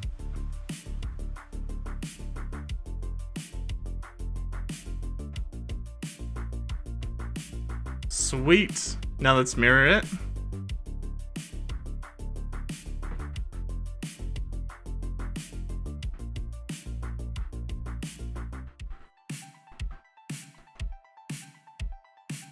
Convert to mesh. Okay, and now we can mirror it.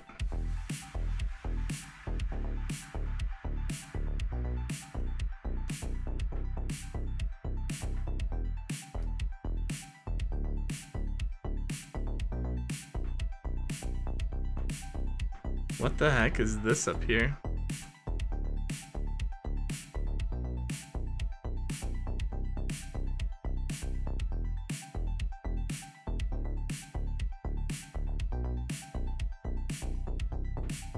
Okay.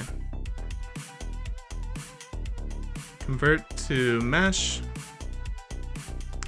And now we will mirror across. Why is it breaking it?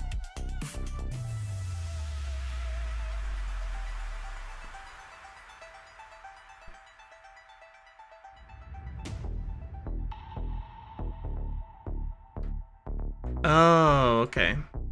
So let's set origin to cursor. And now we can mirror across. There you go. I was confused what was going on.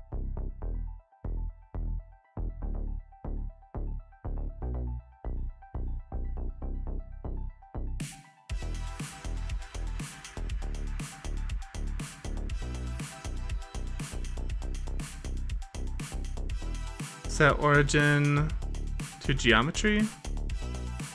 Yeah, this is what I was scared of. So set origin to geometry. Set origin to cursor.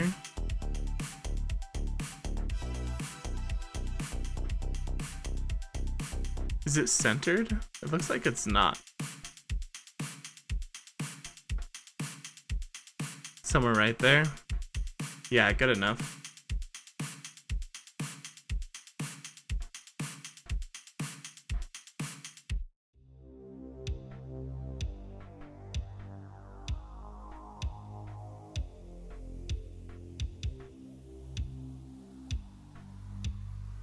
So let's add a cylinder.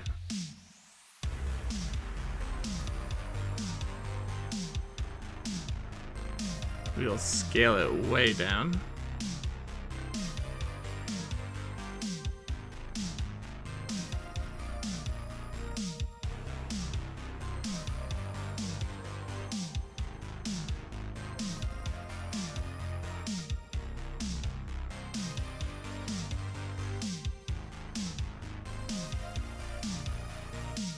Actually,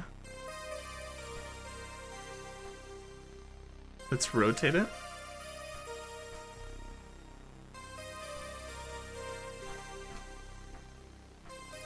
Like this.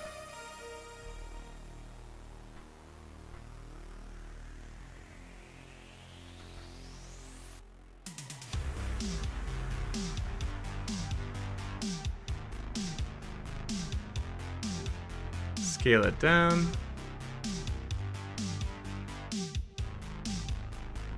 Okay.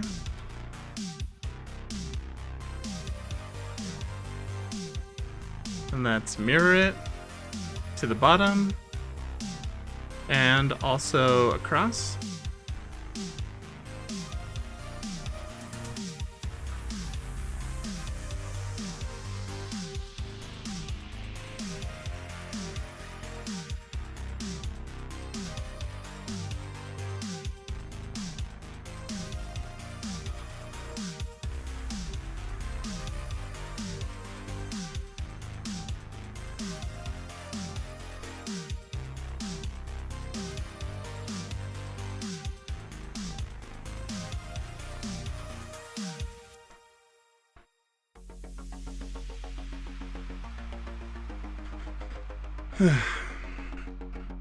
This bottom one's looking good. The top one is a little off still. So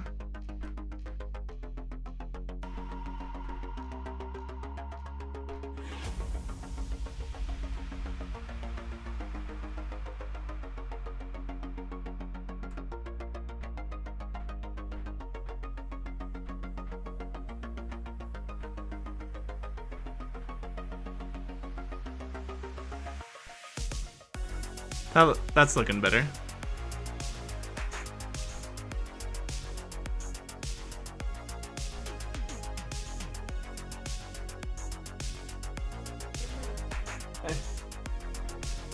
Oh,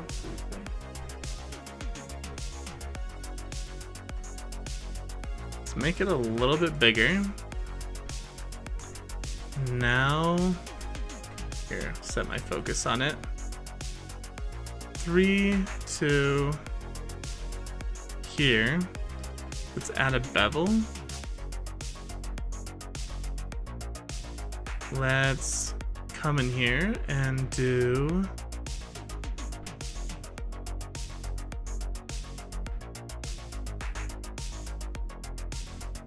this. And then we will extrude. Like that.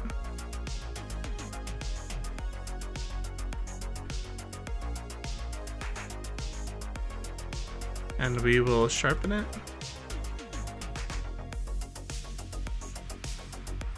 I'm liking it.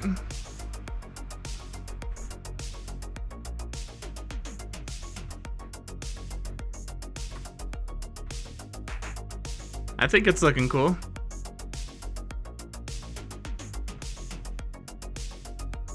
Okay, so this and this are going to be parents to this. So this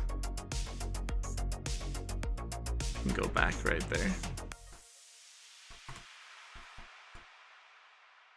Yeah.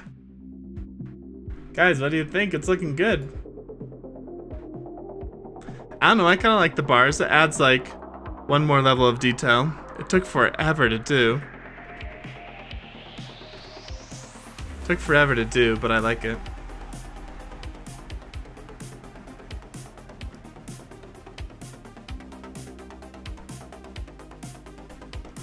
It's looking sweet.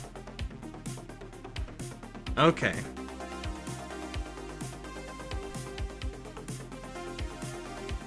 So if we add a modifier, just a bevel modifier.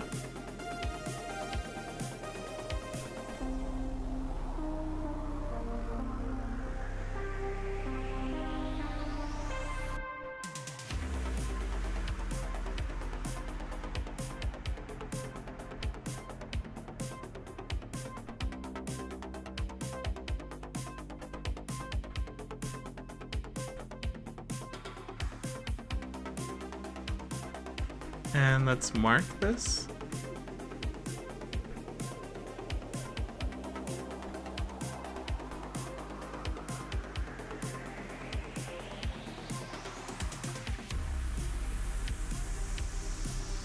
Yeah, no. We can add a very small bevel modifier to it. Super small.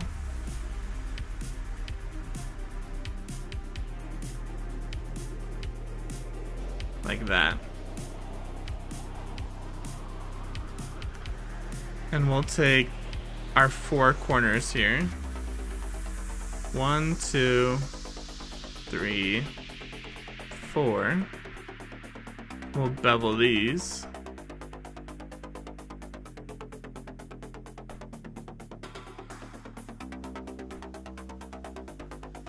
Not very much, just a bit.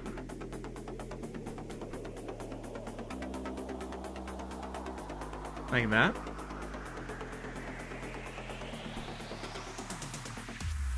Yeah, we're gonna bevel just about everything.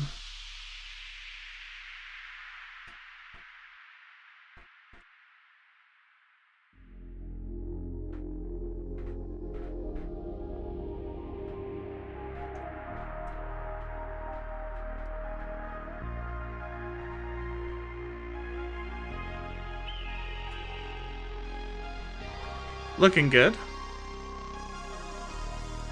1, 2, 3, 4. Bevel these.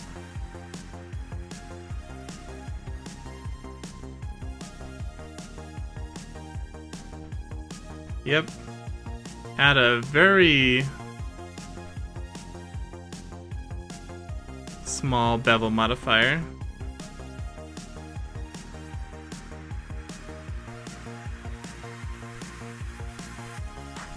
Do it like that.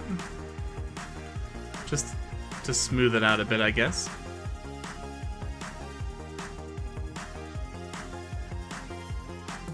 And let's add another cylinder. Rotate it by 90 degrees. We're gonna scale it down.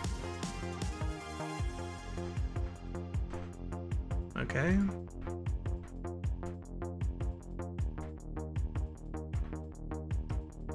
Still gonna scale it. About that size.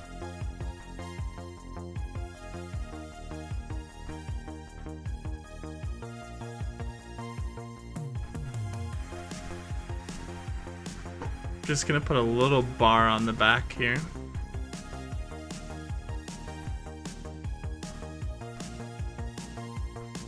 Like this.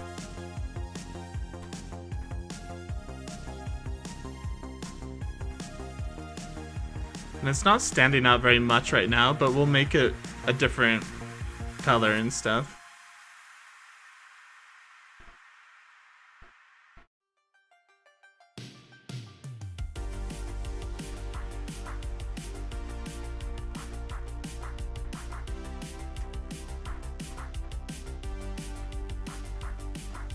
We'll put it right there.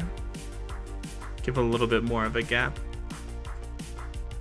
Maybe even a little bit more, just so it's a bit more defined from our angle here. Yeah.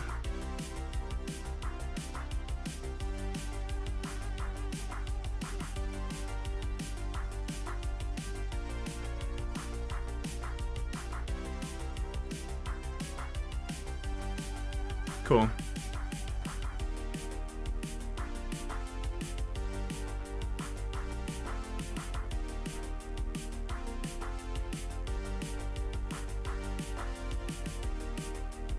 I feel like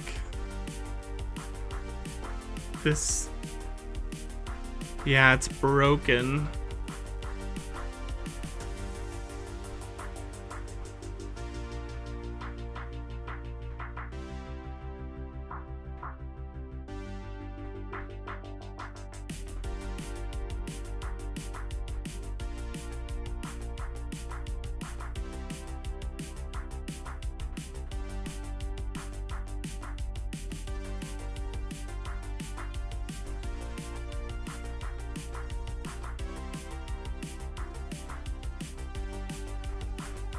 So let's fix this piece.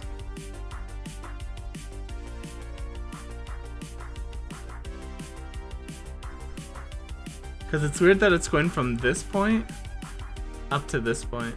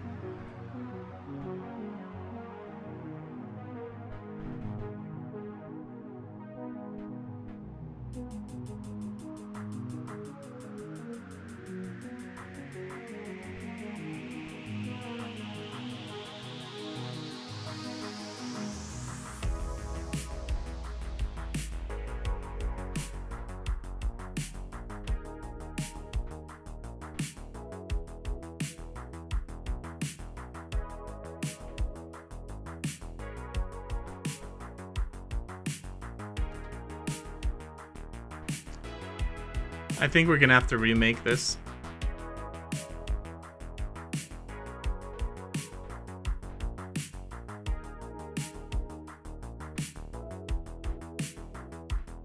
So S is for scale. Okay.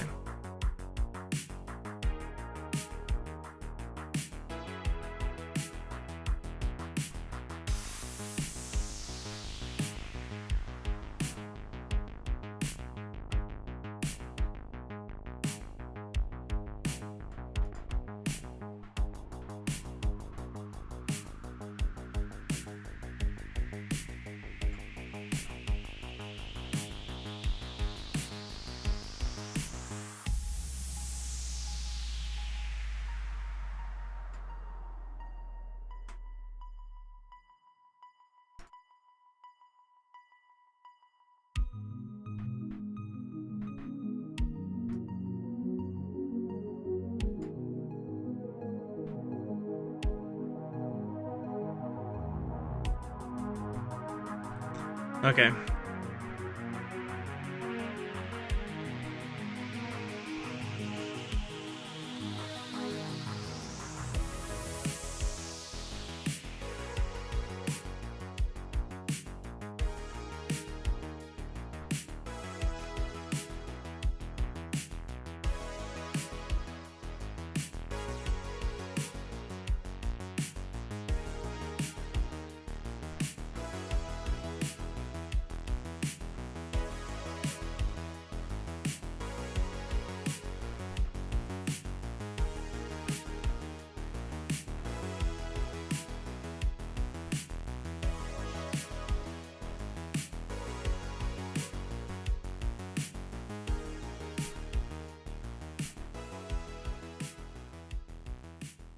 Okay. So we have something that's roughly the right size. Let's see if we can make these parts that stick out a bit better.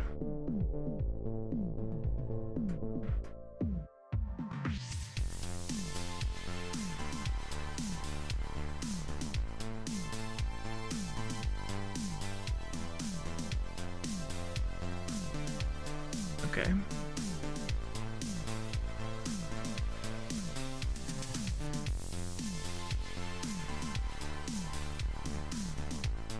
I think we tried to extrude these. Let's try again.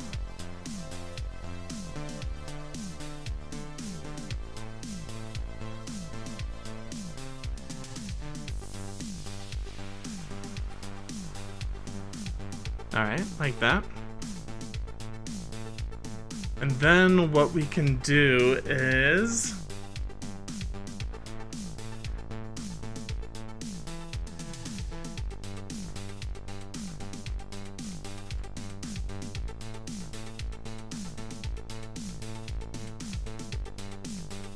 we can go like this.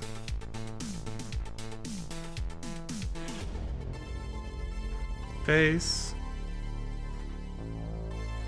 Face.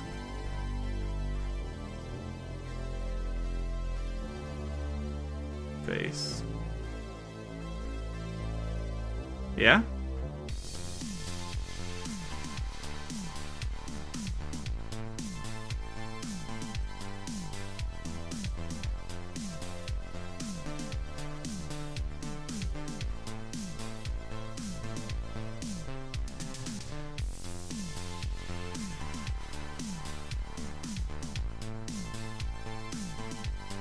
Except for I messed up. Alright, we'll undo everything.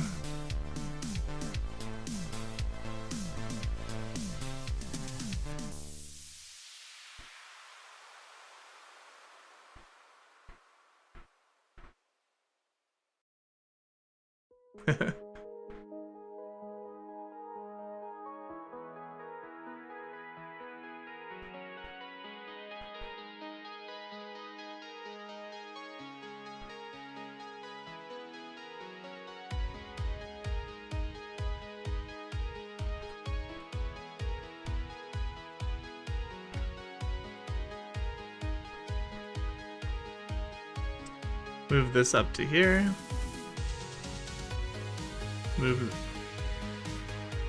Move this up to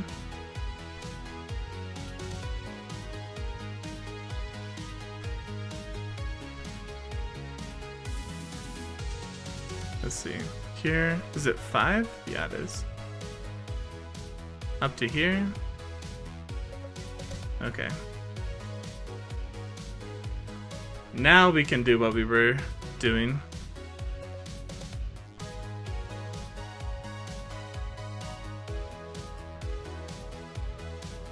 We'll extrude out to about right there.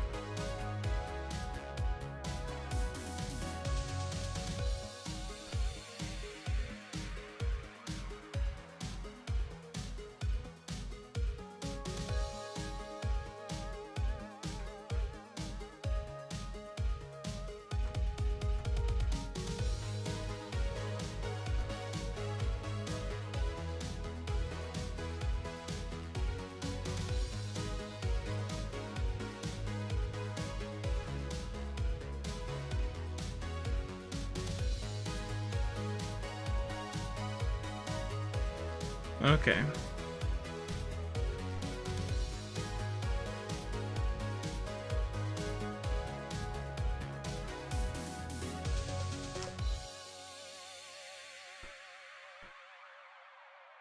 One, two, three, face. 1, 2, 3, face.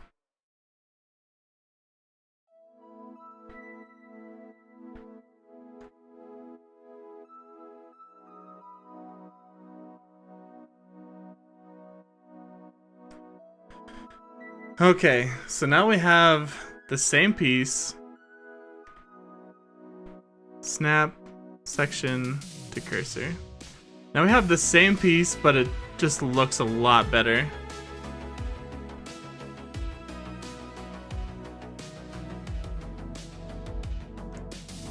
So now when we come in here, we can replace this. And that did not work.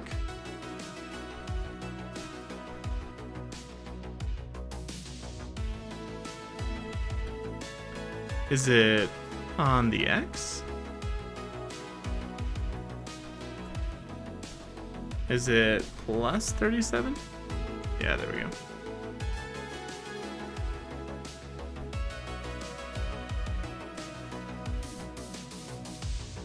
Yeah, it's just way better. It looks a lot better too. So on here,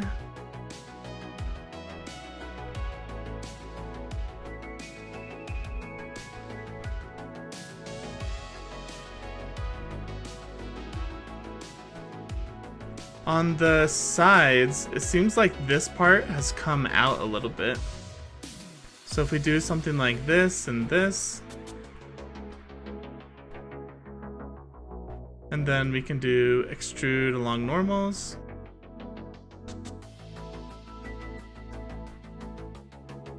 It's kind of got this going to it.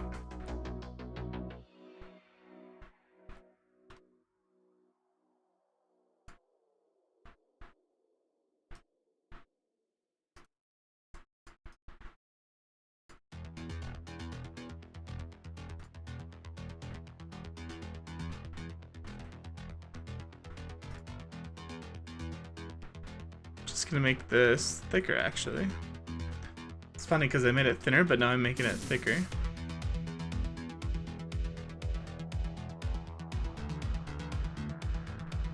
Now if we grab this and this, and then we add a bevel. Is it just a flat bevel?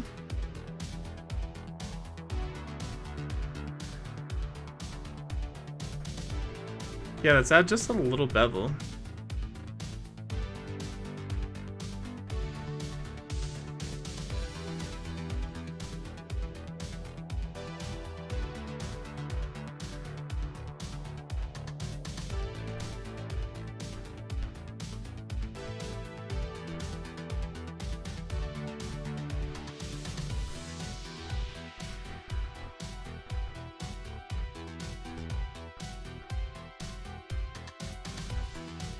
Looking pretty good to me.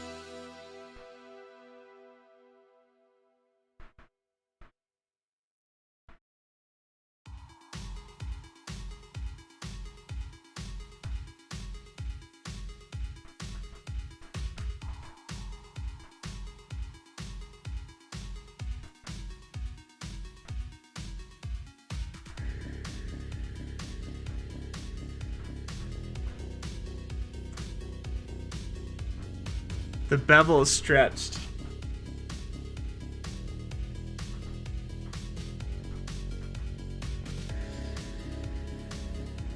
So Alt Shift.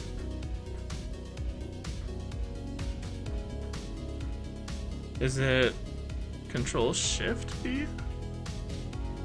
No. Control B? No. Control Alt B? No.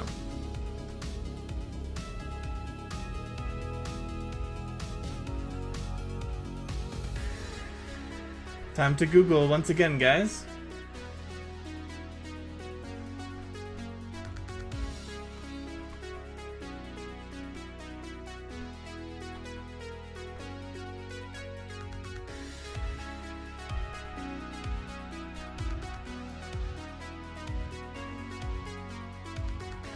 Hello guys, it's Joe.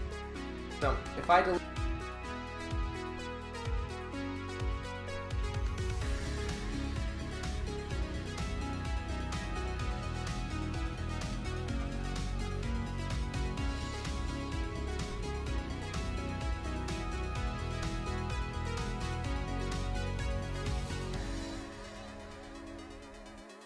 and bevel the edge, and as you can see, so to fix that, add in another cube, go into edit mode, and scale it up, and then bevel the edge, and as you can see, it's beveling properly versus stretching it out. And the best way to explain this is by, let's say I have this cube, changing the object data with your starting object, but going into edit mode before you start scaling things around and adding and removing. Well, dang.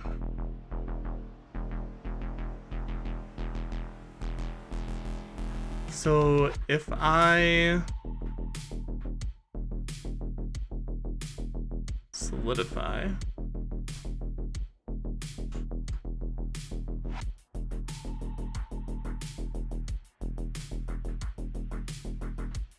what if I changed everything back to 1? How is this gonna affect stuff?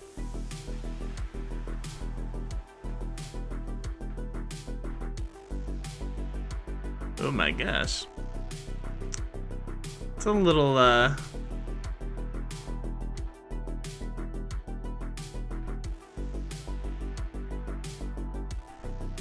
206, 2.5, or 206, 025, 290.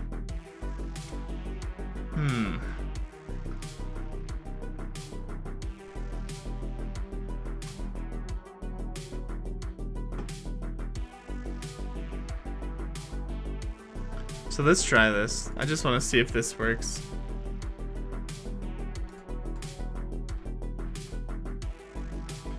Go into edit mode.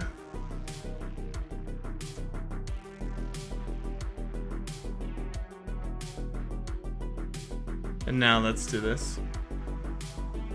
0.206.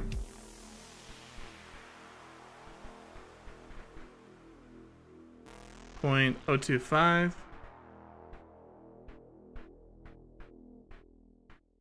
.290.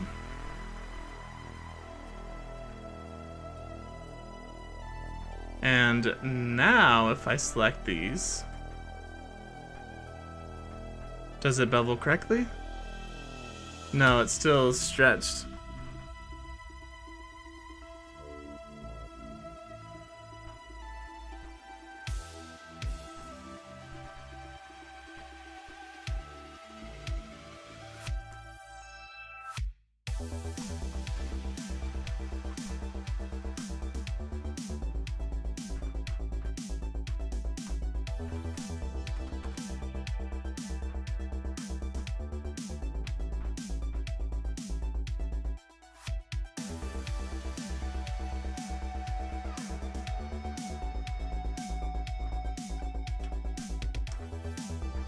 Did I mess up?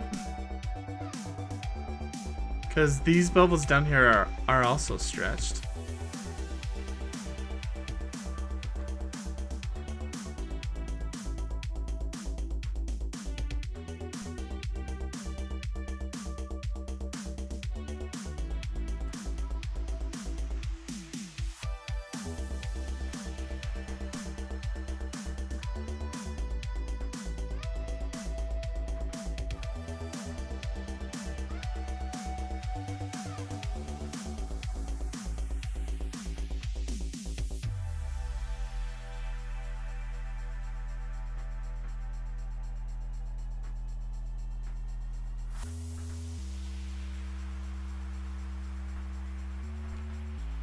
Wait, did that do it? No, it didn't.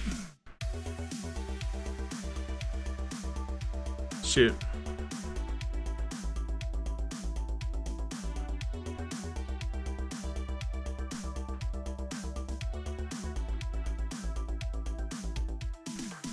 Alright.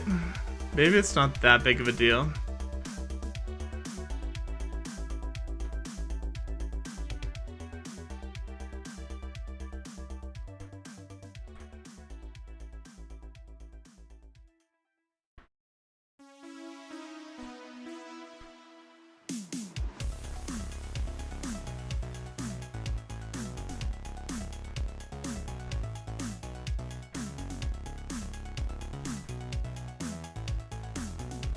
Okay, let's go into here.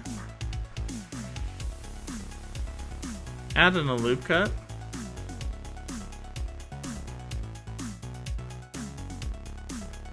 Let's actually do what, 4?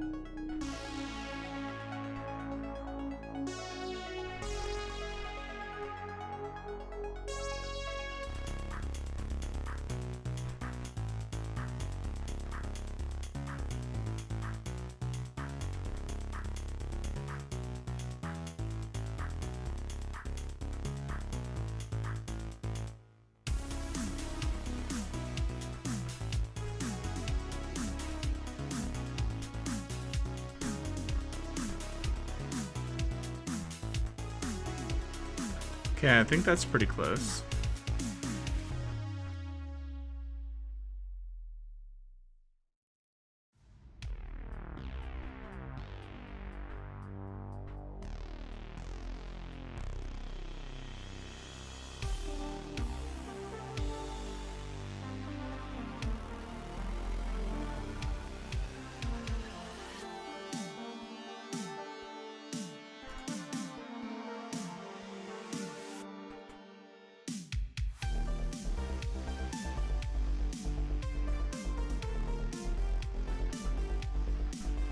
Let's extrude along normals.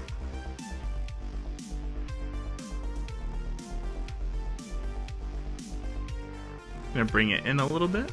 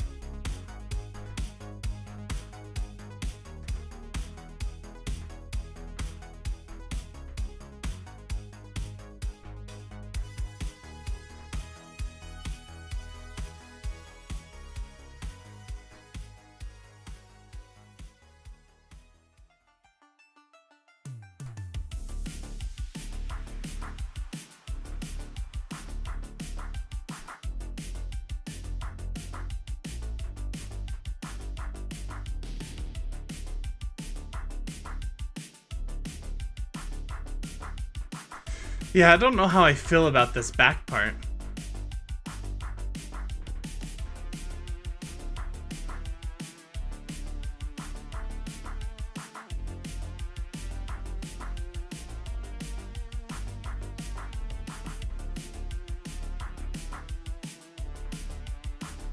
Yeah, I'm not sure how I feel about it.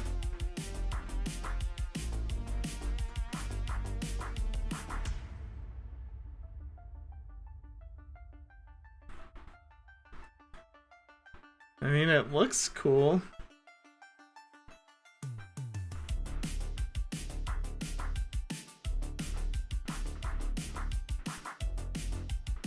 Looks cool in the picture.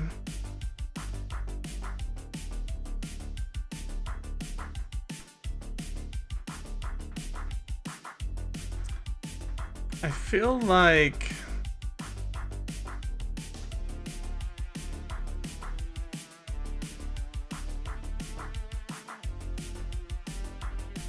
oh no, what if I bevel this?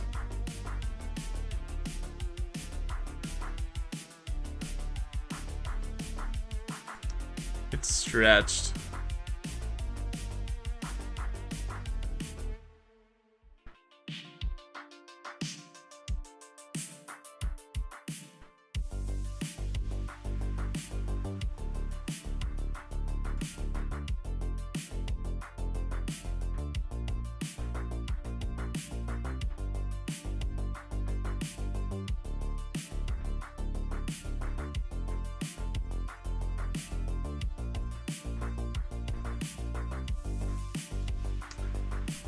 I don't know. I think it could be okay.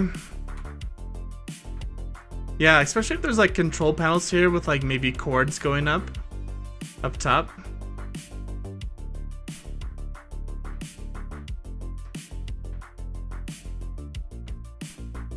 Yeah, what if this is like the control panel?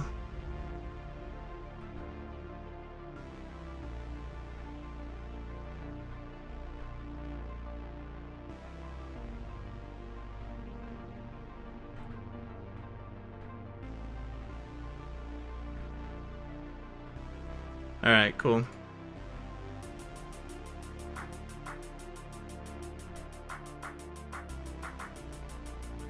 So this right here, let's add a loop cut.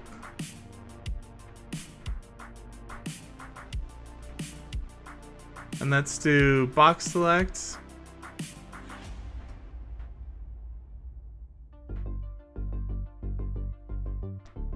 And let's delete all faces like this. And now we're going to mirror it over to that side. So now we can just edit this one side and it will copy it to the other side.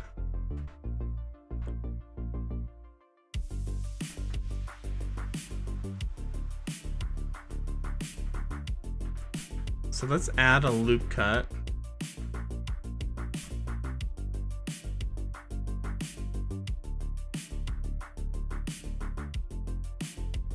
Right here. Let's go back into, turn this off.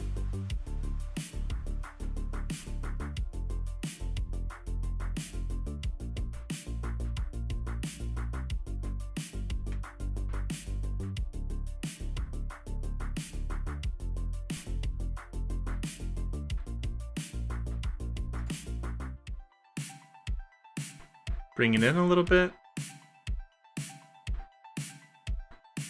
Extrude it in. Bring it in a little bit more. Extrude it out.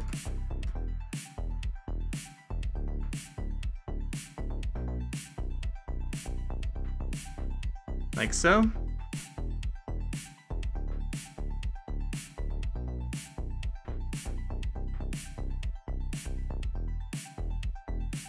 And that's doing it to the other side too, yeah.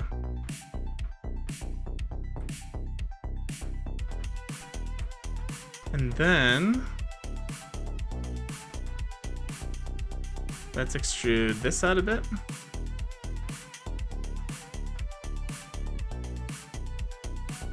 Like so.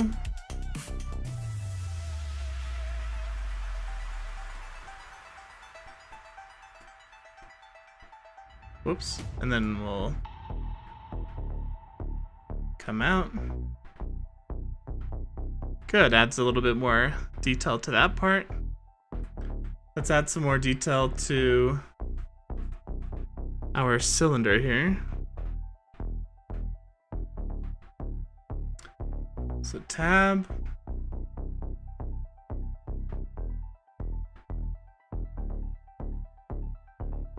Why don't we just do the same thing?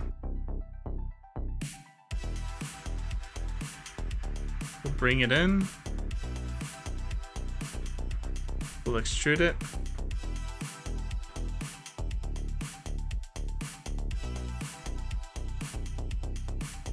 Extrude it back. Bring it in again. Then we'll extrude it back out. Back out just a smidge. Okay.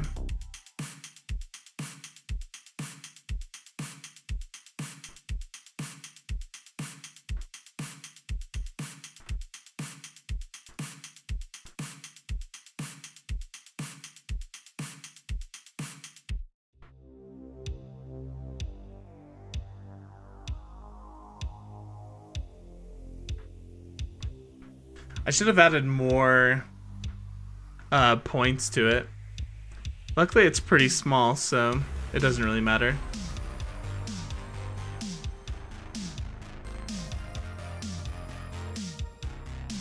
Okay, so that's... What other details could we add to this?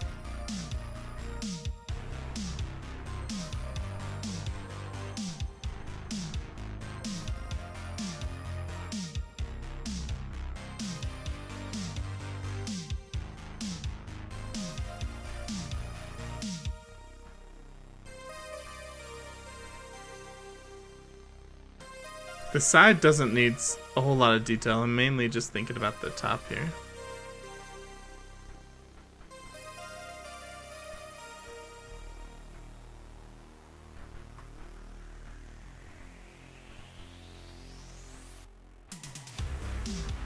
So what if I did this? What if we added a loop cut right here? And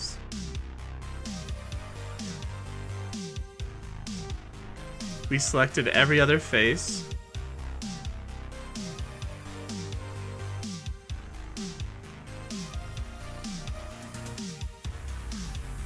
If I can rotate. I'm all turned around now. Okay. I'm like upside down. There we go. Now let's extrude along normals and sink this in. Just like really slightly. It does give it a little bit more texture. Kind of like it has a rubber mat along this middle part.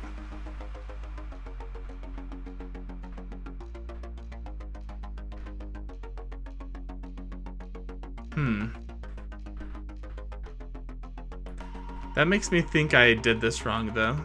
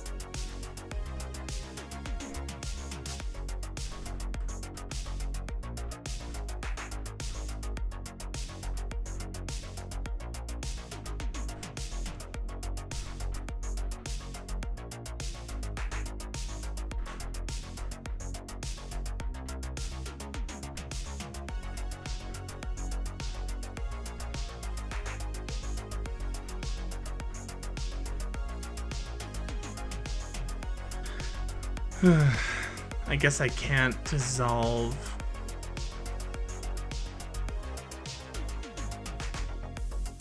Let's see.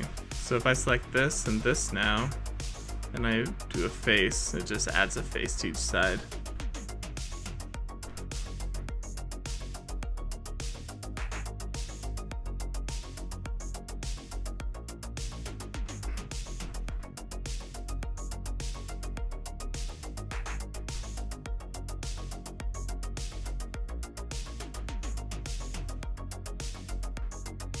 So what if I just selected this and this side? And I did dissolve edges. There we go. Whew. I was worried. Okay.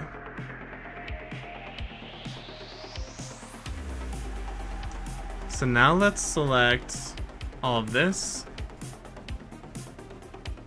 and extrude along normals smaller, like right there. And then let's select every other one.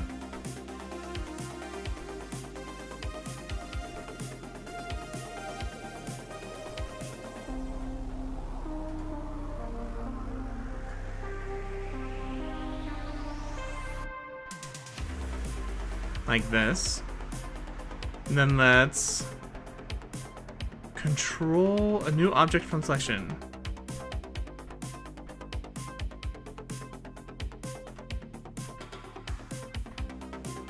So now we have this new object, and we can extrude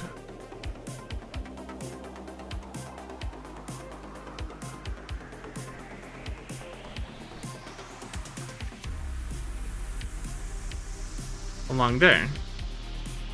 Sweet, so now I know it looks the same to you guys, like it looks the exact same as it did before, but now we have an object, now we have two separate objects, so I can like paint this, easily paint this a different color. It's like a rubber sort of band on it that, I don't know.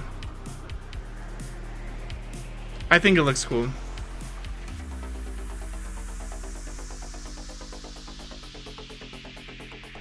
It adds a little bit more detail, which I like.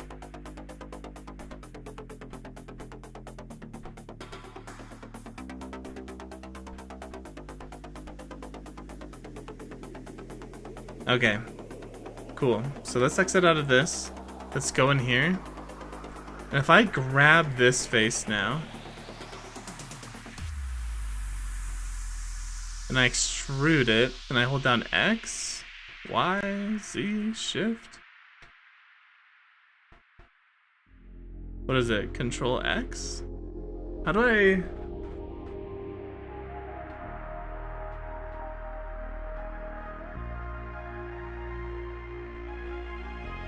I guess I could just do something like this.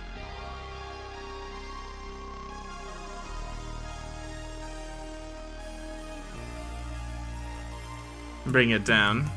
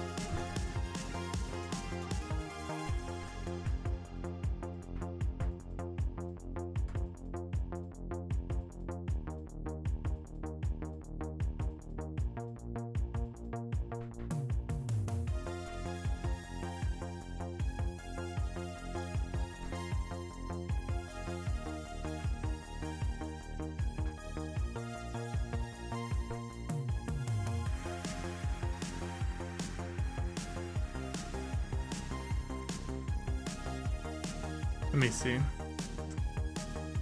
Collections, motion pathing visibility, viewport display. Where is it? Oh, it's down here. Depth of field, camera, viewport display.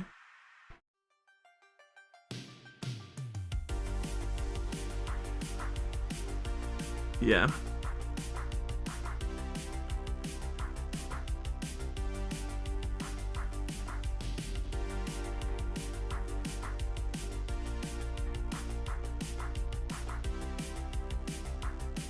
I don't know, what do you guys think? I think the computer's coming along really nicely.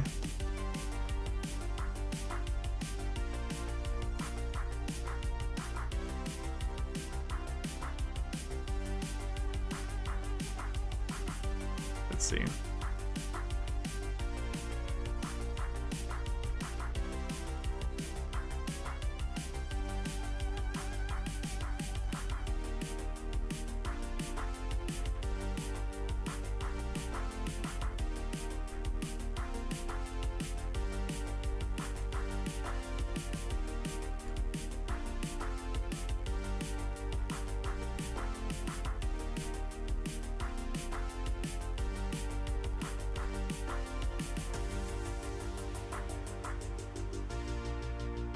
Yeah, this computer's looking way sicker than the previous one. Just looking so much better.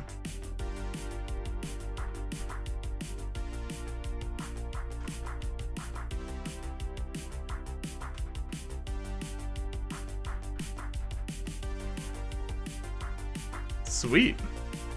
I don't know about you guys, but it's looking basically done to me.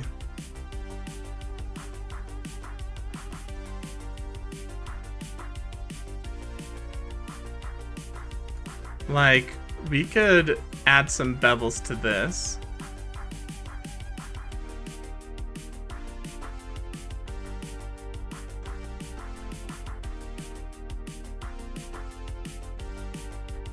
Yeah, like, why don't we...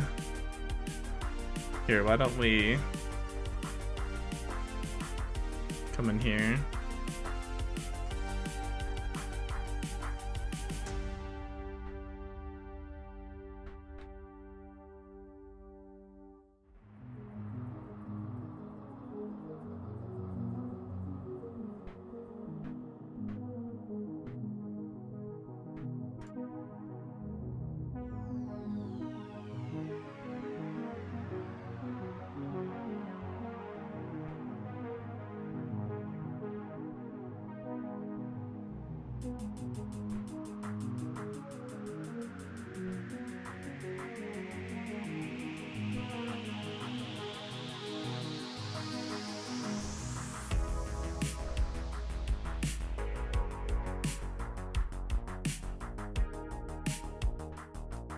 Just gives a little bit more detail.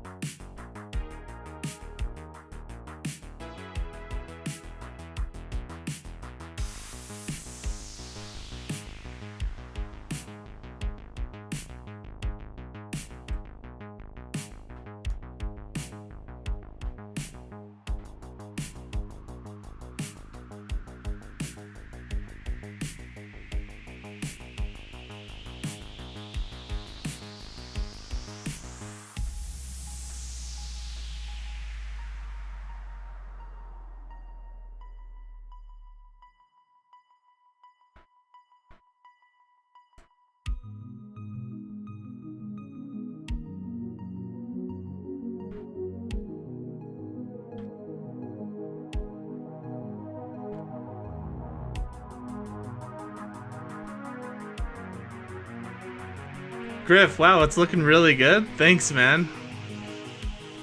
We're putting a lot of time into it, but I think you're right. I think it's looking really, really good.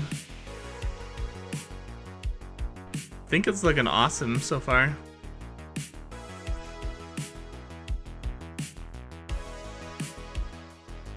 I'm just trying to add a little bit of detail here and there.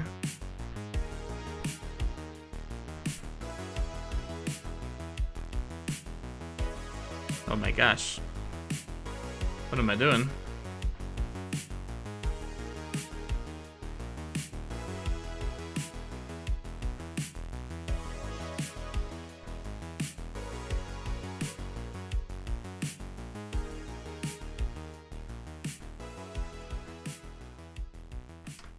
Just adding bevels to everything now.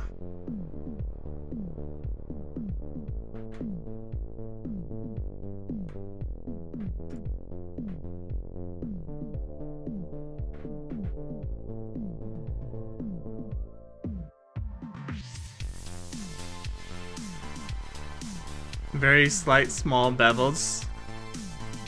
It smooths it out. And it also kind of shows a little bit of wear and tear. It's not as, I don't know, as sharp and like fake looking. So we'll sharpen this. We will add a bevel. It just softens the edge. It adds a little bevel to the edge.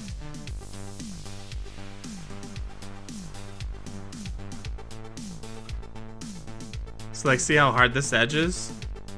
So now when we add a bevel,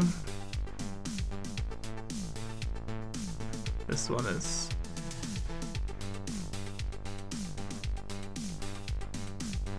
this is a pretty small piece, so.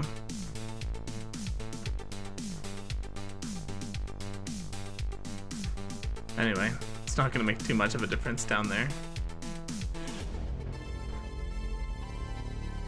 But like this has a small bevel modifier.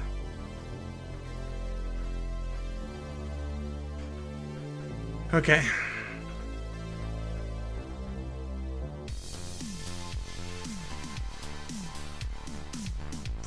All right. I don't know. I think it's basically done.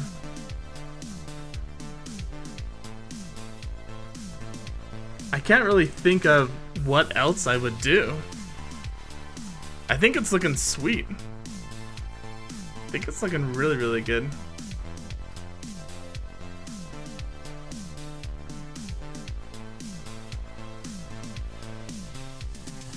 Building walls.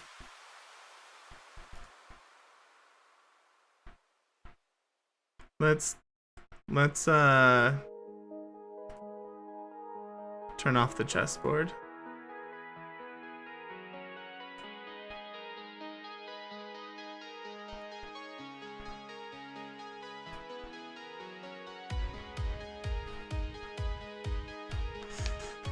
I don't know. I think it's looking cool.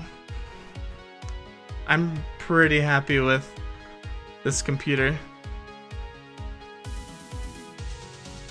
Yeah, man. It's only been YouTube videos. I mean, look, having pictures to go off of really helps as well.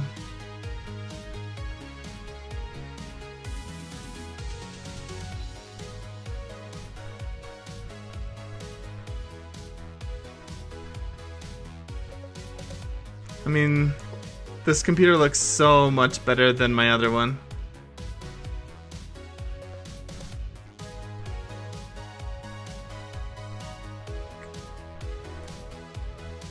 Yeah, it looks just so much better. Like I said, we could add a support in here for the keyboard, but it's not worth spending my time on it. Like, people will just have to assume. Like, they won't even really know it's a keyboard. But yeah.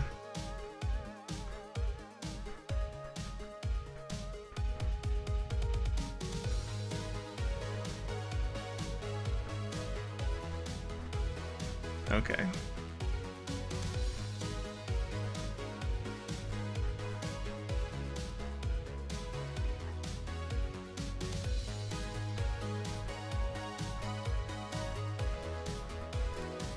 This is just for my sanity.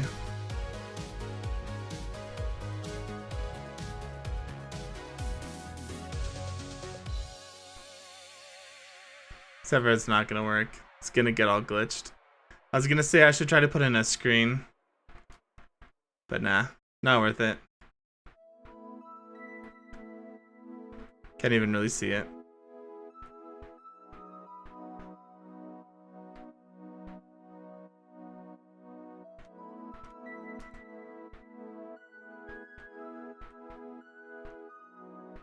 There's like this weird line right here.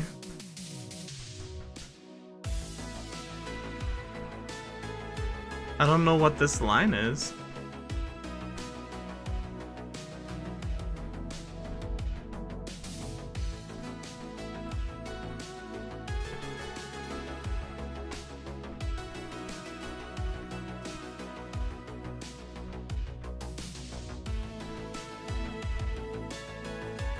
Cause it's gonna render like this.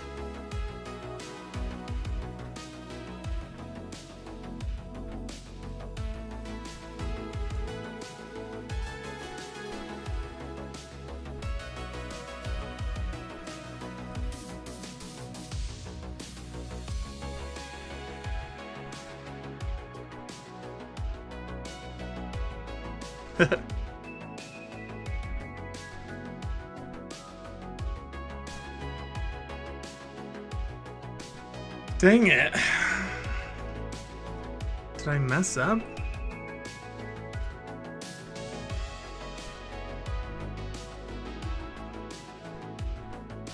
Is it because of the bevel modifier?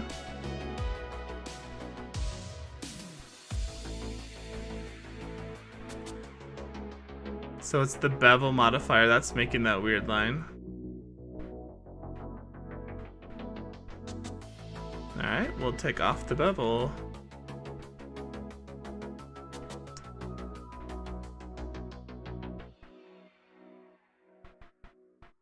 Yeah, if there's any bevel modifier on it, it just... I mean, it's okay. Yep, let's kill the bevel modifier. It was doing weird shading.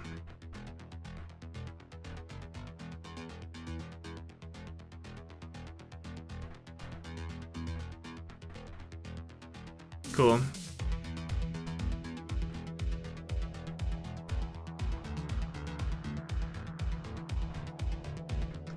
Yeah, it's looking sweet.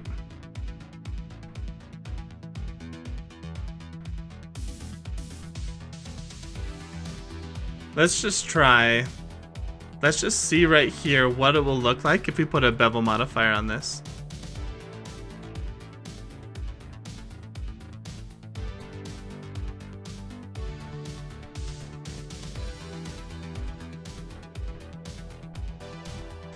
Okay.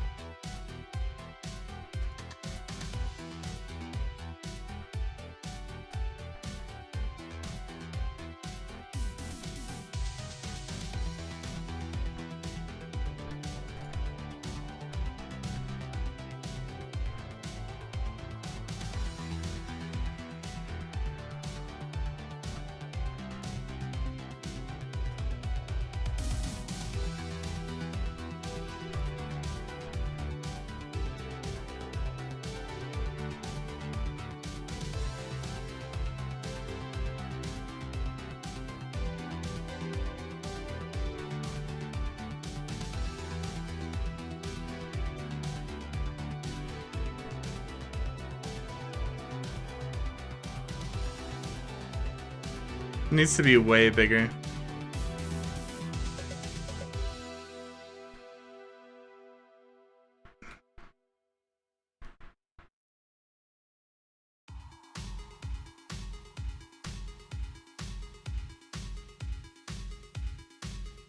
Like this.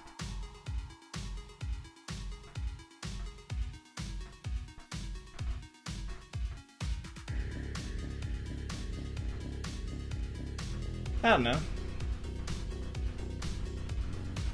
We can keep it, I guess.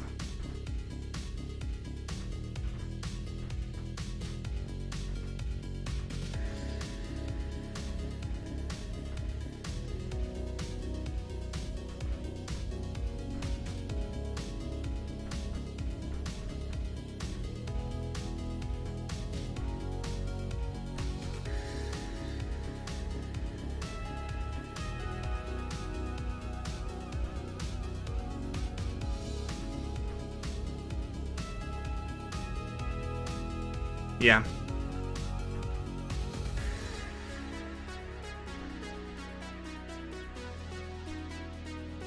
Sweet. I think it's looking pretty dang good.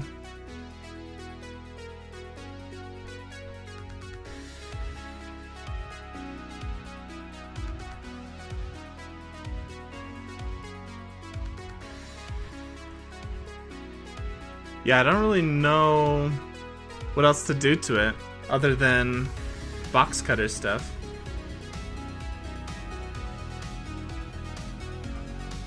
I mean, we could do cables.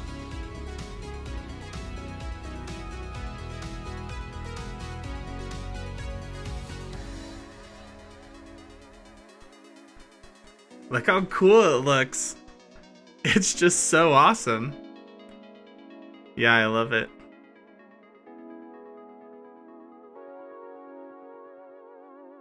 It's so good.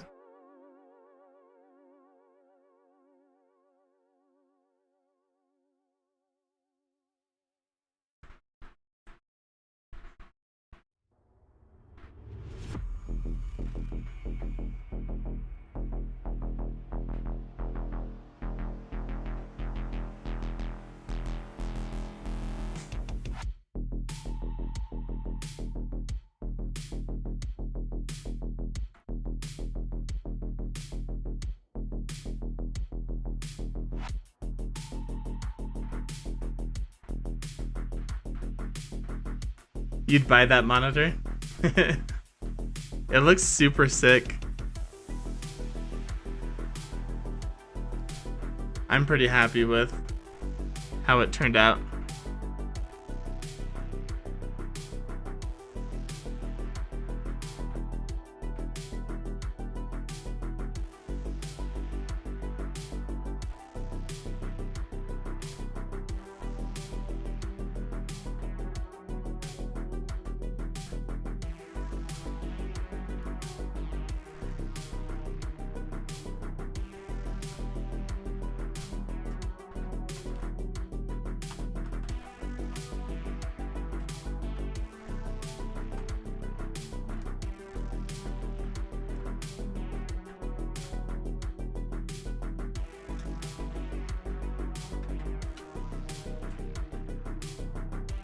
So welcome. This video is going to teach you how to learn box cutter in 10 minutes in Blender. I tried doing 5 minutes, way too. Is start with a basic cube. Make sure you have your box cutter add-on turned on, very important. Alright, let's make sure I got it turned on. I don't think I really need this. Oh, maybe I shouldn't have closed all of it, but I don't think I really need that anymore. Edit preferences, add-ons, box cutters on. Important. Then we can press the Alt-W key on the keyboard to enable box cutter. Very useful. And also if you press the N key, the box cutter settings are here on the right, but I'm not going to scare you too much with those right now. Wait, so this is box cutter right here. Alt-W. Now, they're not bad, I promise, but it looks intimidating at first. So if we press the D key, we have this pie menu. 90% or so of the work I do is all in this pie menu. The other 10% is probably in this menu here. So if we press the D key, the first 3 settings we have are circle, custom, and N-Gon. So by default, these are the 3 different cutters we can use. There's actually 4. One of them which we can't see, which is our current cutter, the box, as you can see. But these are where all of our different box cutter shapes are. Okay. So by default we're using a box, so if we select the object, click and then drag, and then release, we can kind of just add our own cuts. If I press enter, that'll lock in the cut. If I want more control over the cut, I can press the tab key, and I can Wait, kind of what the adjust heck? this more manually. As you can see, we also have this blue dot which adjusts the bevels, so I can move that and then scroll on the scroll wheel to adjust the segment count. Very easy. And you can do the same exact thing with the circle cuts and the same thing with the n-gon cuts. Now you may have noticed when I tried cutting with the circle, it was more of an octagon shape. So to fix that, if I press the N key, you can change the vertex count to 64. Yours is probably already on 64 by default. I just had changed mine previously. So this is where you can change the vertex amount at any time. You can make a triangle, you can make a 6 count, an 8 count, 32. 64 is always my go-to though. So that's very useful. Okay. So that is the circular cut, and we also have n-gon. This allows us to draw our own manual shapes here, like so. And once again, once you're ready to lock in that cut, you just press the enter key. Very useful there. Now we also have one extra setting here, which is for custom cutters. You can actually make your own custom shape. I'm not going to discuss it in this video because it might take too long, but the documentation will be linked in the description. You can definitely make your own custom types of cutters if you'd like. Okay, so this is the different shapes you can use, very simple shapes. So up here, this is where we have the Boolean operations. So by default, it's set to a cut mode, which is just a Boolean difference modifier. So if I were to add a cut in here, it just adds a simple Boolean difference, nothing crazy. The next one adds the slice operation. There you go. The third one adds an inset. If I click and drag, you see we have a nice inset here, and if I want to adjust the amount of inset, I press the T key, and that's just going to allow us to adjust that. Oh, Fourth one we interesting. have here is the join. This just unions two objects together. Click, drag, and move. Boolean union, that's all it is. And the fifth one is the knife tool. If we click and drag, it adds a destructive knife cut, so be careful if you want to keep non-destructive. You can do that with circles as well. You can add a simple Knife tool. knife cut that way if you like. I don't use that one too often though, to be honest with you. Okay, so the next one we have is extract. This is once again how you make your own custom cutters. We're not going to discuss it in this video. And the last one we have here is the make tool. This just allows us to make our own object like that. Very useful if you don't want to cut anything and you just want to add an object in. Okay, so we discussed Okay. the shapes menu and we discussed the Boolean operations menu here. So by default, you're going to be on the difference Boolean operation, this one here. I almost never manually choose these. You can use the hotkey instead to expedite this process. If we press the N key and then click on the help icon for box cutter, whenever we add in a cut, we can see all of the different settings we have. So rather than manually selecting the Boolean operations, we can just do them with a hotkey. So I can add in a cut, and if I don't want a difference, I can use, for example, an inset. I press the Z key, and then if I want to adjust the inset, I press the T key to solidify it. If I want to add in an array, so more than one cut, I can press the V key, as you can see. I can add a nice array there. Very useful. I can also add in, for example, a slice. I can press the X key.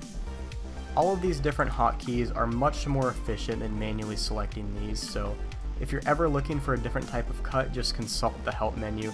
It tells you everything you need to know. You don't need to memorize this or look over it now. I just want you to start on your own projects, and then whenever you need a certain Boolean operation, literally just add the cut and then go in here and look for the key you have to press. It couldn't be easier than that. So yeah, that's what you do there. Now we're going to press the Okay. D key. This has to do with snapping point, or origin points rather. Not going to really discuss these because they're quite trivial for the origin point. You can look over them if you'd like. Next one here has to do with where the cut is placed by default. So the default one is object. Whenever I select an object and click and drag, it aligns to the surface of the object. The next one here is view. This one will align to the view rather than the object. Sometimes you want that type of effect. The third one is cursor. This one aligns to the cursor, so it might look like I'm cutting on the top, but in fact it's aligned with the floor of the cursor here. And the fourth and final one is world. If I click, it might once again look like I'm cutting the cube, but in fact it's aligned with the world instead. 99% of the time you're going to either use object or the view option. Most of the time you're going to use object though. Okay, if we press the D key again, we have these two menus here. So yours is probably going to have the snapping option turned on, and if you hold control you can snap on different centered points. So if I wanted to add a circle right in the center here, I could hold control, click and drag out, and now this is perfectly centered. I can also press this button here, and this gives us some more control points to work with on the grid. The menu next to it just allows us to adjust some of those settings like the increment amount and the rotation angle, so that's pretty useful. We also have this area here. I don't really go in here too much, but there's a bunch of different settings that you might use at some point. You can just go in here and take a gander. There's a lot of different settings here, but don't worry too much about them because you won't have to go in here that much. And finally, we have all of these different settings. This is the default one I use, but if you wanted the start operation, the default operation to be like an array, for example, you could turn that on. Or if you wanted the default to be a solidify, it could solidify by default, or it could bevel by default. Just depends on the effect you're going for. Most of the time I just click on the default start operation here and then just use the help panel to select some of those manually. So we've about covered box cutter. That's like the gist of things. It's not that bad. Also up here, if you want to work destructively, you can change it. So if I were to make a cut, you're going to see it applies the modifier. But if I'm working non-destructively, it doesn't apply the modifier, as you can see. I almost always work non-destructively with box cutter, but I just thought that was worth mentioning there. Also, if you have multiple boolean cuts and you want to apply them all, you can just click on this arrow next to non-destructive and that will apply them. Sometimes you might want to do that. So everything over in this end panel is literally available here in the D panel. So don't worry too much about this versus this, they're just about the same. But the difference in the end panel is that you have access to this help menu, which you're going to use all the time to just quickly make different sorts of cuts. So make sure you consult this as much as you can. So that's box cutter. 90% of this add-on is just you adding cuts and then identifying the correct boolean operation you're going to use. So if I wanted to add a cut and I don't know, add an inset, I could look for inset, and then if I wanted to solidify, press T. Or maybe I wanted to add in a slice. If I don't know what the slice hotkey is, I just go in here, look for slice, I press X, and then just like that I have myself a nice slice. Last thing, if there's no active object selected and you try to draw, it's just going to go to the make option instead. It's going to make the object manually. So real quick, I have like 17 seconds left. If I press Control D, this will access a little shortcut menu. You can use this for different things as well. I don't use it that much though. Also, if you add a cut and press the G key, you can move it, R key to rotate, and S key to scale it. So that's it. That's the entire box cutter add-on. Super simple. The more you use it, the easier it'll get. I'll see you in the next video.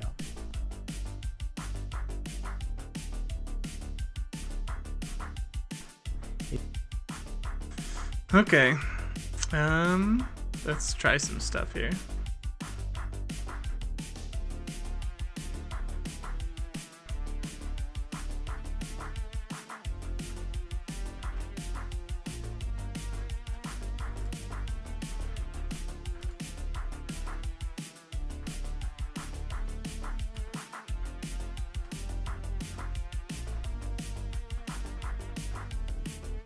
Go to wire mode.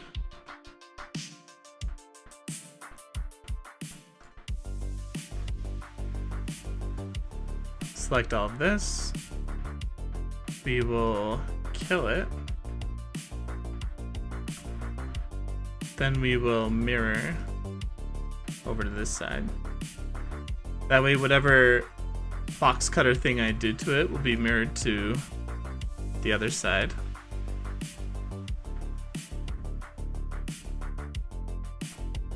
Sweet. It's all your different shapes you can use. If you have multiple boolean cuts and you want to apply them all, you can just click on this arrow next to non-destructive. If I wanted to add a cut and I don't know, add an inset. Also, if you add a cut, so if I wanted to add a cut, just consult the help menu. It tells you everything you need to know. You don't need to memorize this or look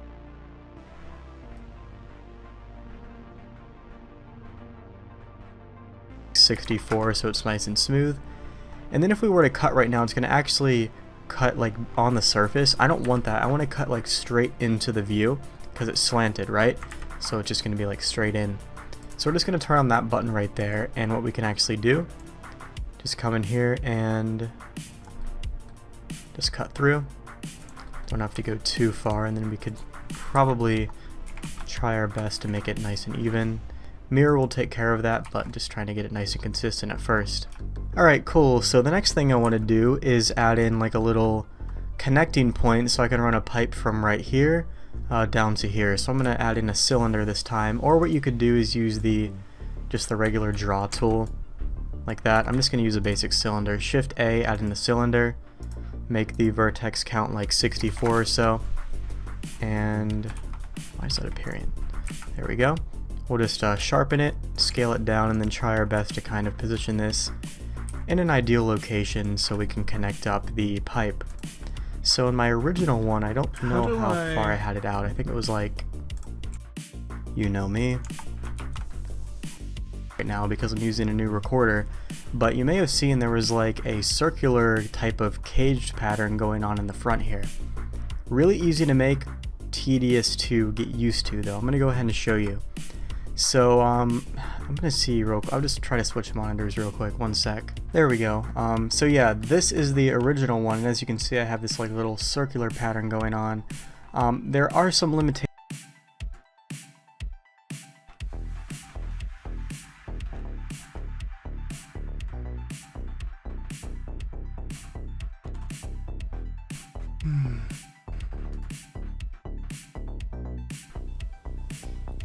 To start Sorry. Box Cutter, you want to press this button on the toolbar or hit the hotkey Alt-W.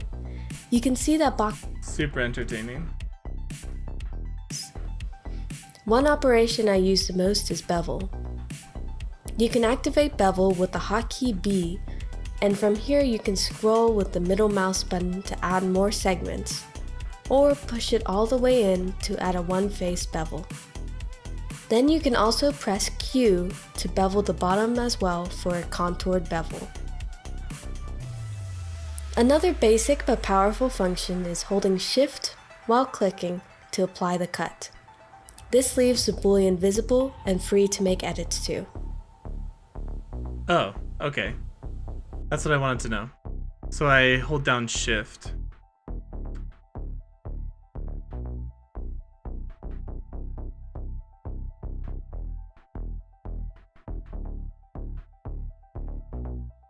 Wait, what?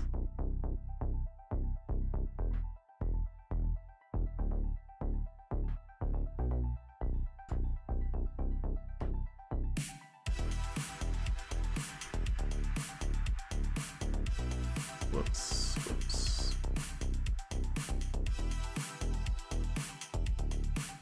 So let's just... Oh no. What happened?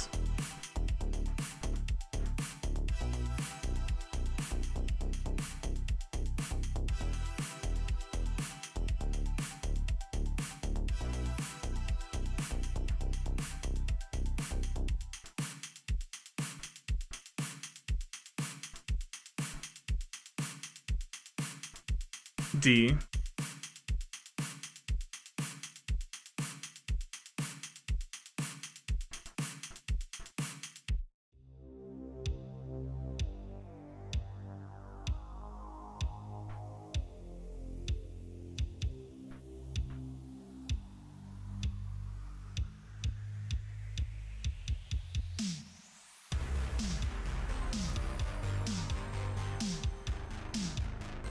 Dang it.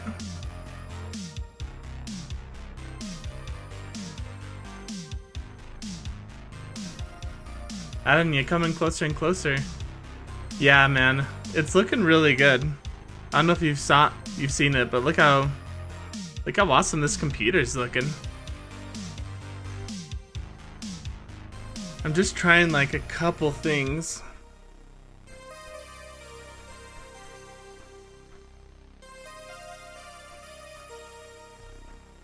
Yeah, I'm trying to figure out just a couple things.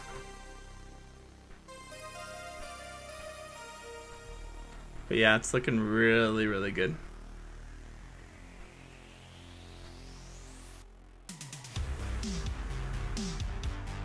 Imagine there's God and he had to design every human with those tools you got there. Yeah, he would be super busy. Yeah, man. I have a huge respect for like animators and artists, man. After doing this, like this has taken me weeks to get to this point. So yeah, I have a huge respect.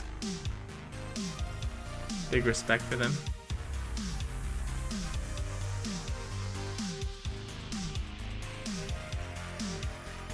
So let's try this again. So I come in here, I select this, hit the D key. It's not snapping to the object.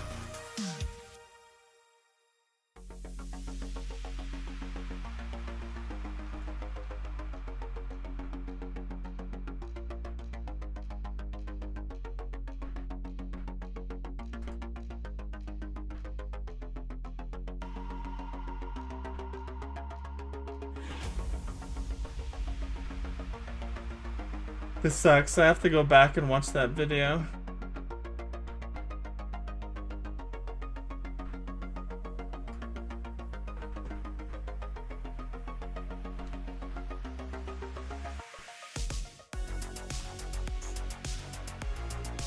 Again, he explained it. So, shapes here, like so. And once again, once you're ready to lock in that cut, you just press the enter key. Very useful there. Now we also have one extra setting here, which is for custom cutters. You can actually make your own custom shape. I'm not going to discuss it in this video because it might take too long, but the documentation will be linked in the description. You can definitely make your own custom types of cutters if you'd like. Okay, so this is the different shapes you can use, very simple shapes. So up here, this is where we have the drag. You see we have a nice inset here, and if I were to add a cut in here, it just adds a simple bolt, useful there. Now we also have one extra setting here, which is for custom cutters. Make a triangle, you can make segment count, very easy. So we can kind of just add our, which we can't see, which is our current cutter, the box. As it's probably in this menu here. So if we press the D key, the first three settings we have are circle, custom, and N-gon. So by default, these are the three different cutters we can use. There's actually four. One of them which we can't see, which is our current cutter, the box, as you can see. But these are where all of our different box cutter shapes are. So by default we're using a box, so if we select the object, click and then drag, and then release, we can kind of just add our own cuts. If I press enter, that'll lock in the cut. If I want more control over the cut, I can press the tab key, and I can kind of adjust this more manually, as you can see. We also have this blue dot which adjusts the bevels, so I can move that and then scroll on the scroll wheel to adjust the segment count, very easy. And you can do the same exact thing with the circle cuts and the same thing with the N-gon cuts. Now you may have noticed when I tried cutting with the circle, it was more of an octagon shape. You actually do this for a living? This type of stuff is your passion, you'll be heckin' fast in it as well. Yeah, that's true. Honestly, it's not really my passion, but I think it's kind of fun to be artistic and stuff. I don't know. So to fix that, if I press the N key, you can change the vertex count to 64. Yours is probably already on 64 by default. I just had changed mine previously. So this is where you can change the vertex amount at any time. You can make a triangle, you can make a 6 count, an 8 count, 32. 64 is always my go-to though. So that's very useful. So that is the circular cut, and we also have N-gon. This allows us to draw our own manual shapes here, like so. And once again, once you're ready to lock in that cut, you just press the enter key. Very useful there. Now we also have one extra setting here, which is for custom cutters. You can actually make your own custom shape.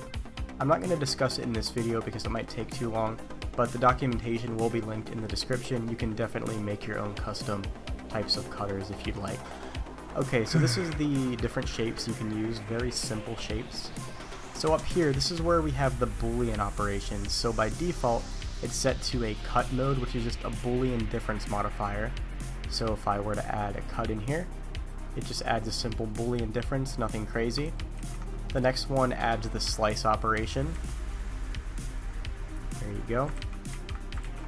The third one adds an inset. If I click and drag, you see we have a nice inset here, and if I want to adjust the amount of inset, I press the T. So the next one we have is extract. This is an inset. I press the Z key, and then if I want to adjust the inset, I press the T key to solidify it. If I want to add in an array, so more than one cut, start on your own projects, and then whenever you need a certain Boolean effect, sometimes you want. Next one here has to do with where the cut. I found it. Objects. It is on object.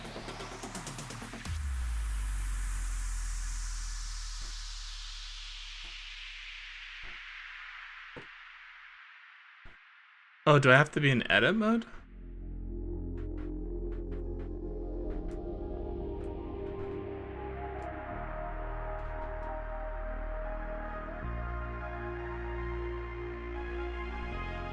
I guess I do.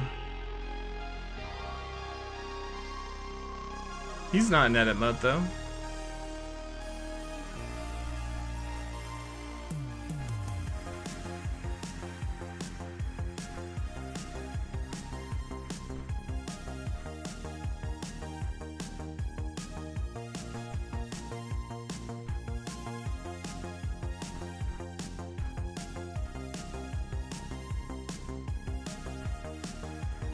Why isn't it working?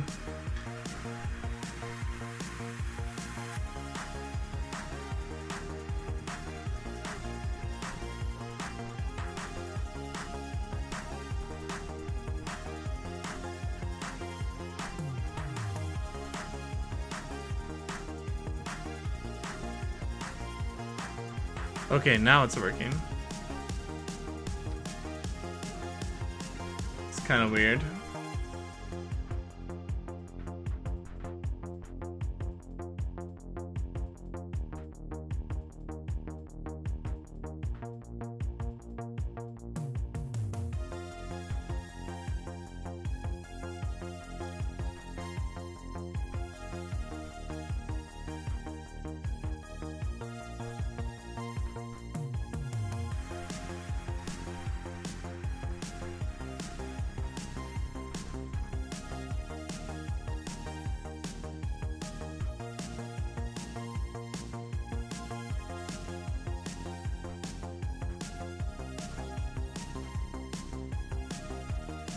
Uh-oh.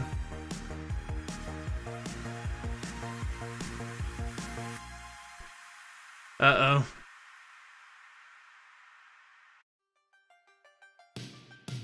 Guys, I didn't save anything.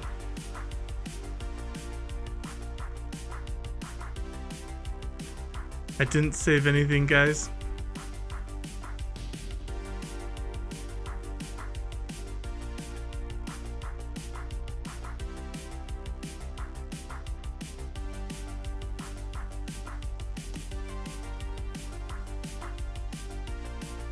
It's like 8 hours of work.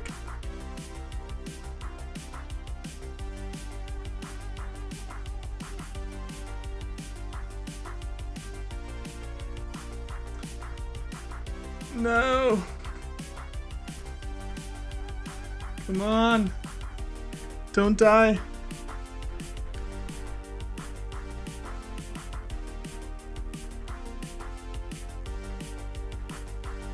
Think.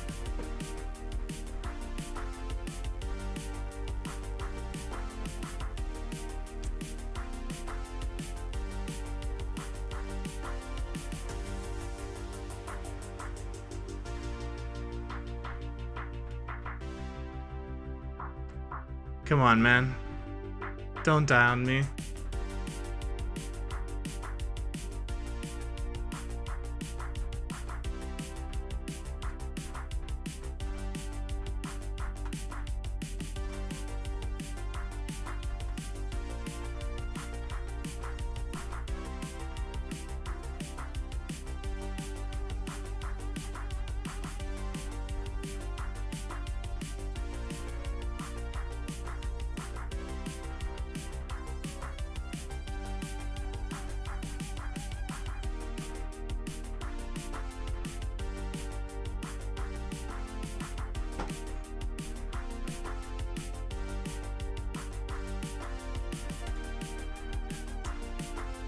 shoot.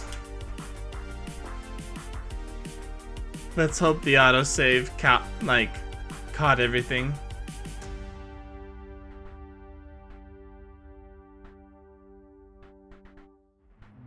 Because I did not save it.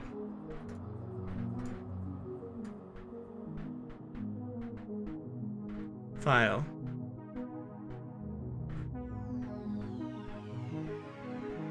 Recover. Autosave.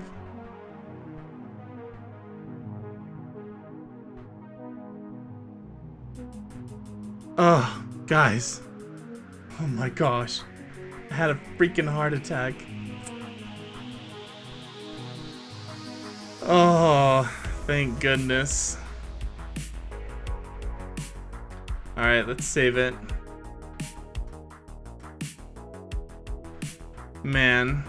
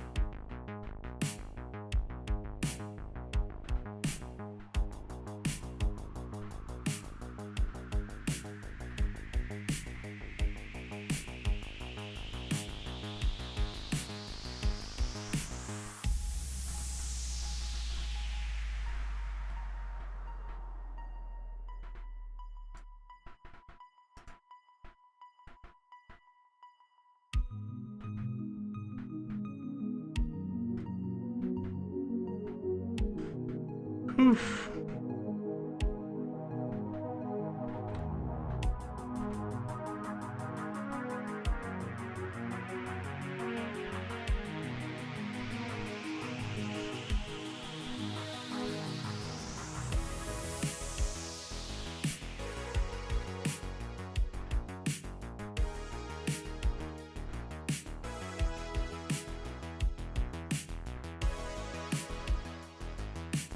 Wait, what?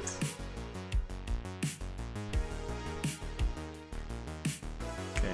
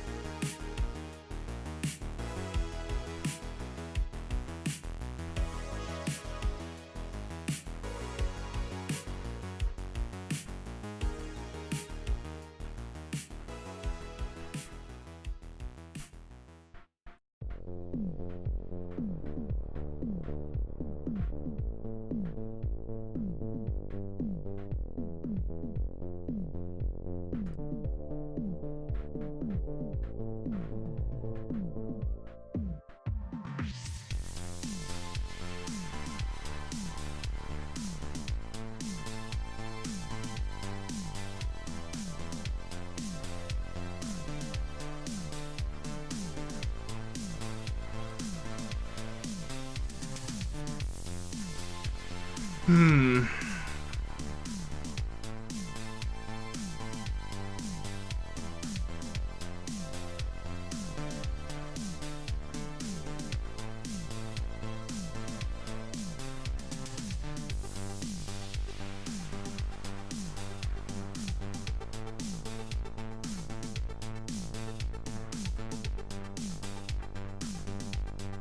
How do I bevel this?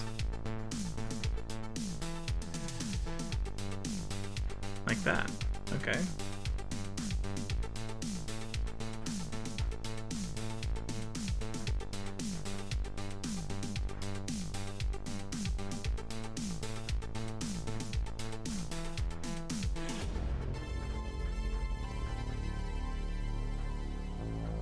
I suggest learning the hotkeys as of that drag and it will extrude. So if we make another cut here, we can see that in the help panel there is a wide selection of operations with their hotkeys. One operation I use the most is bevel. You can activate bevel with the hotkey B, and from here you can scroll with the middle mouse button to add more segments, or push it all the way in to add a one-face bevel. Then you can also press Q to bevel the bottom as well for a contoured bevel. Another basic but powerful function is holding Shift while clicking to apply the cut.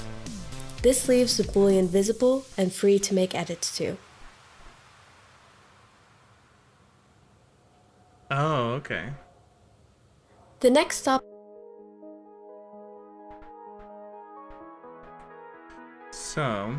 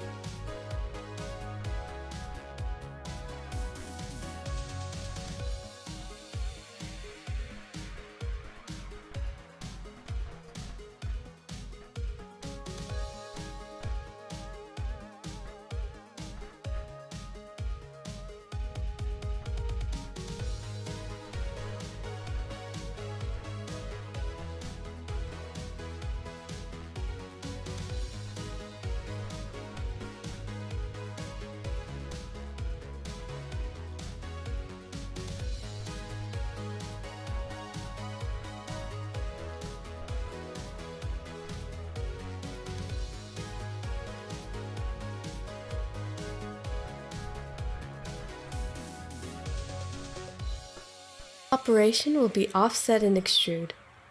Draw a box, and in the help panel you can see the hotkeys. When you press O during a cut, it will let you offset the very top of the box. Then you can press E to go back into extruding the bottom. Pressing X while drawing a cut will turn that cut into a slice. You can see that it turns into a yellow box. A slice makes that boolean you cut into its own object. So now if we select this box, we can cut it, and you can see that it's not cutting the original shape, because they are two separate objects now. oh, interesting. Pressing Z during a cut will create an inset box. You can also adjust the thickness of the inset with the hotkey T. Pressing J while cutting will make that boolean use the union operation. We can see that in the modifier tab here. That means if we So that means I can edit just this now.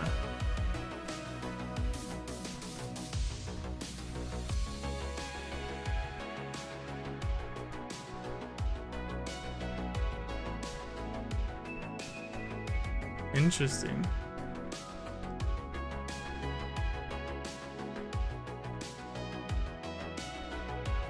Cool.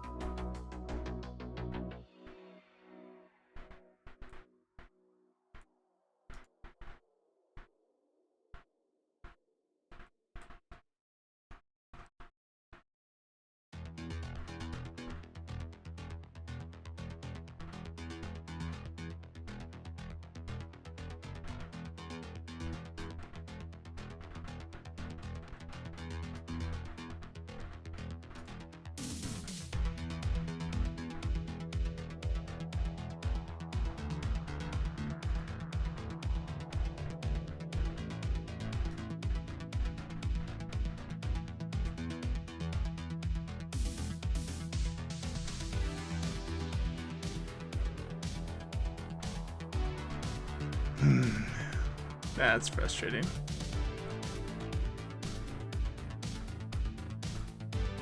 Okay.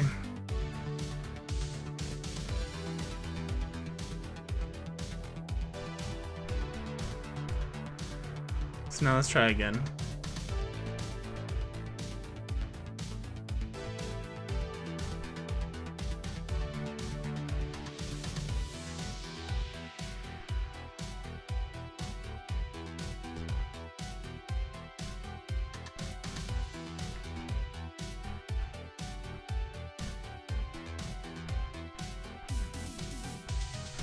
It keeps toggling to view.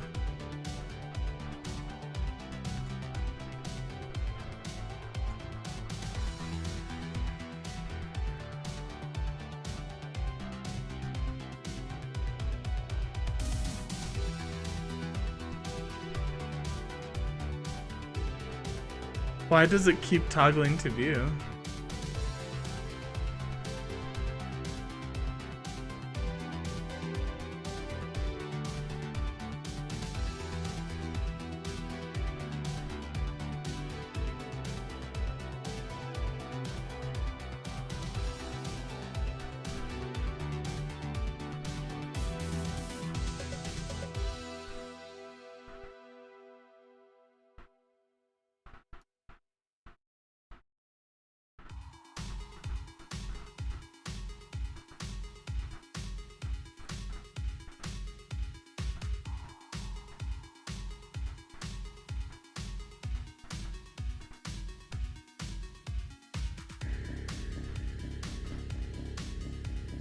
Now it's not.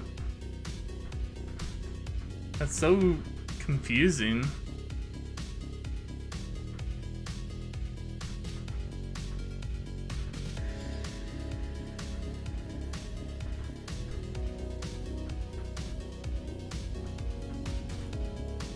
I think it's because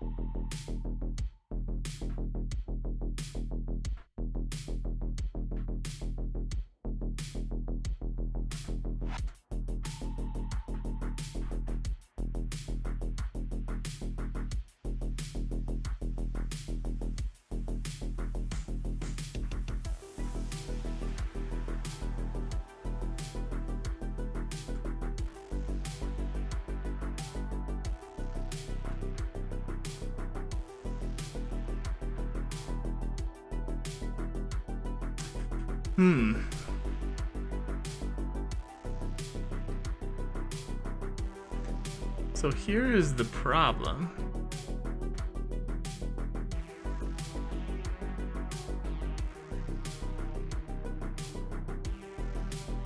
Oh, it did. Wow. That is so cool. So it kept all the rotations.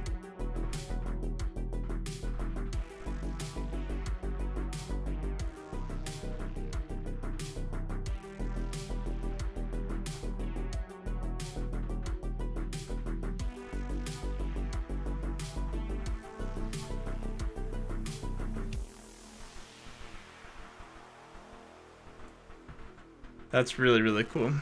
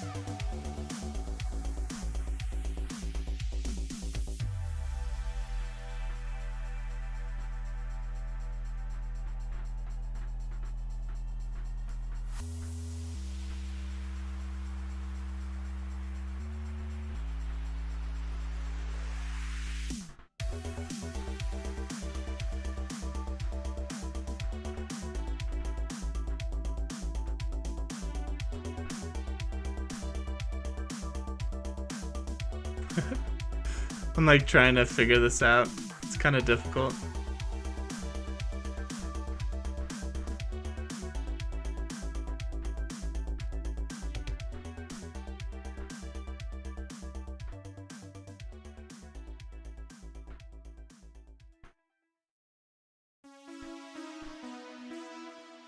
Bevel.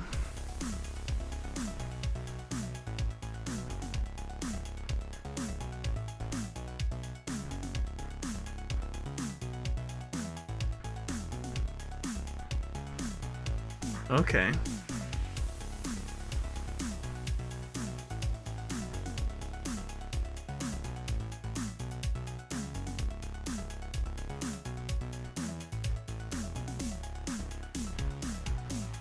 Up T?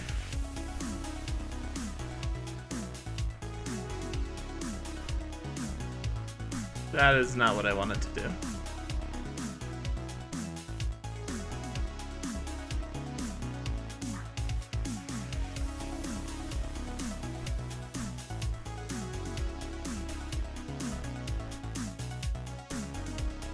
So bevel.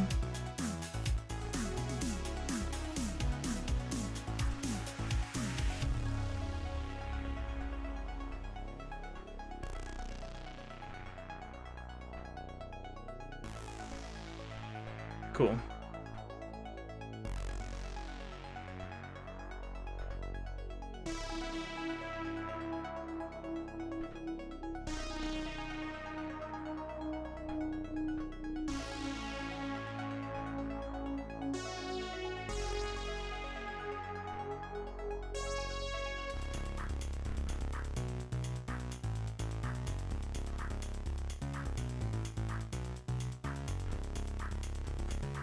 Why'd they have to delay New World?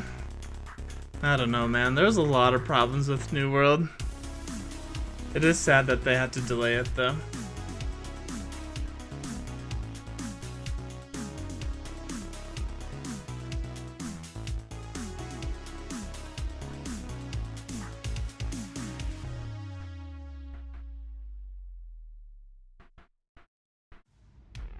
Yeah, it's pretty sad they had to delay it for sure.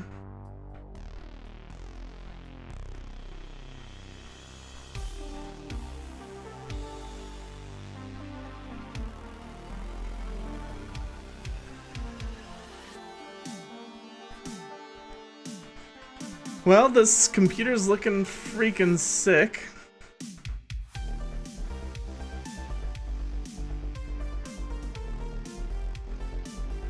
I don't know if there's anything else I would do to it.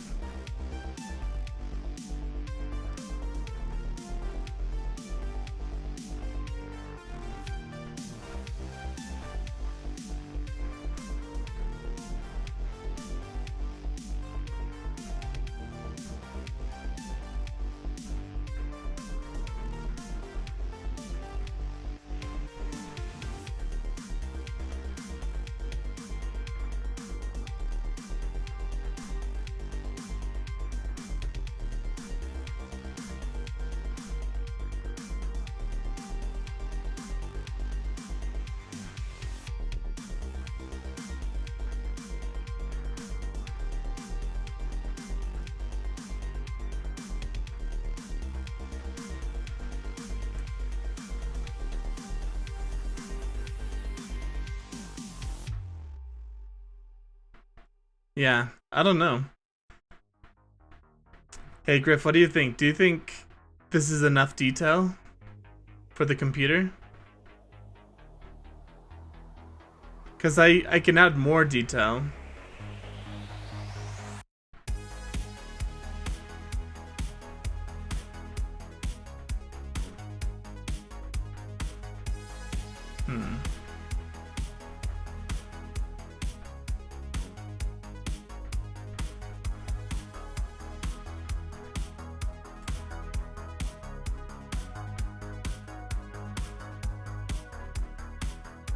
Think it looks good? Okay.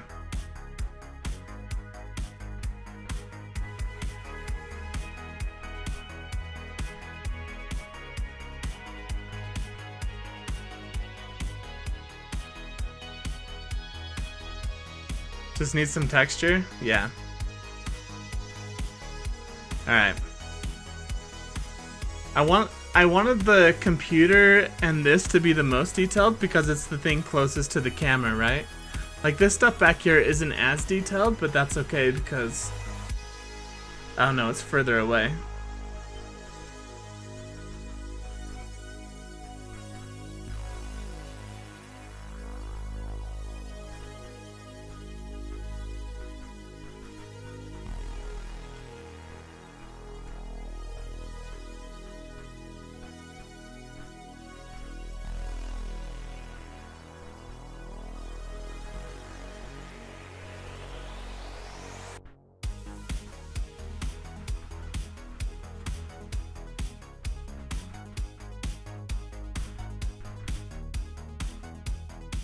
Alright, sweet. I think it's looking pretty good. Pretty darn good.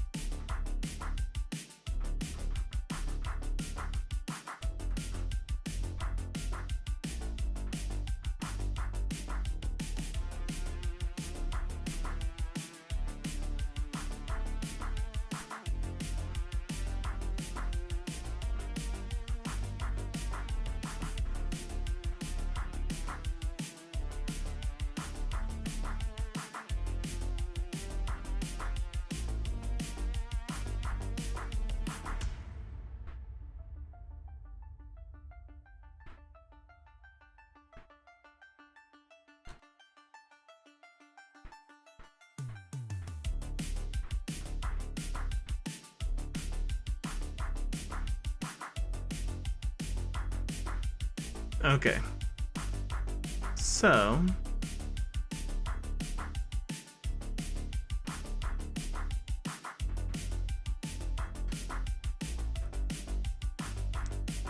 come on.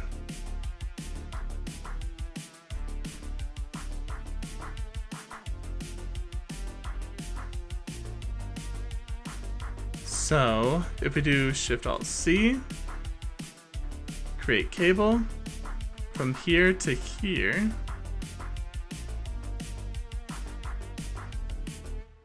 Let me see.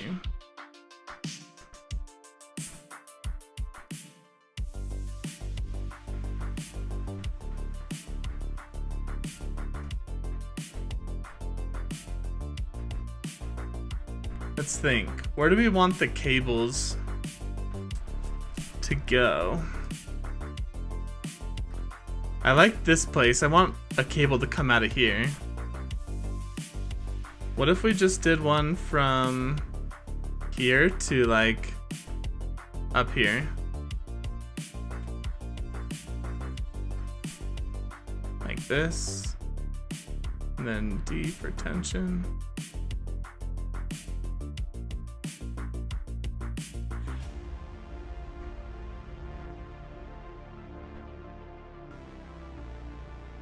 Kind of like this.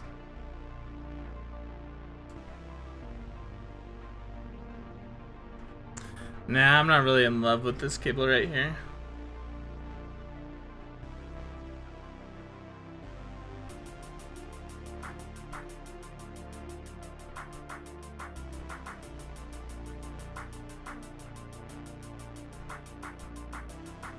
Yeah.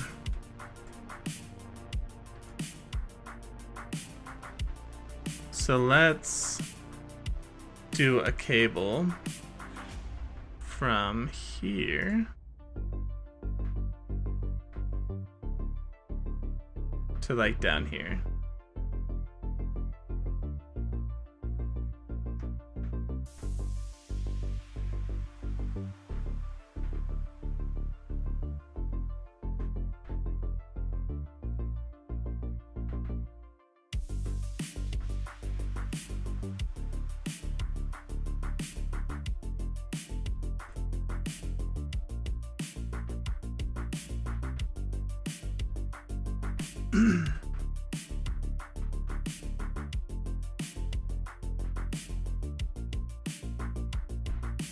G. Okay. Now we can edit this and bring these out.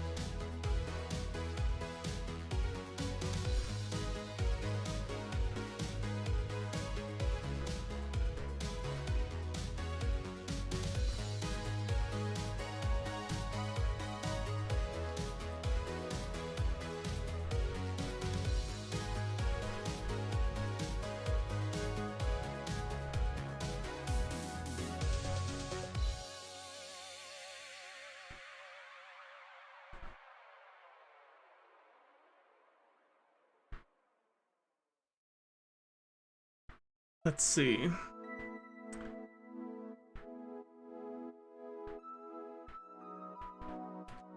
Let's actually bevel this first.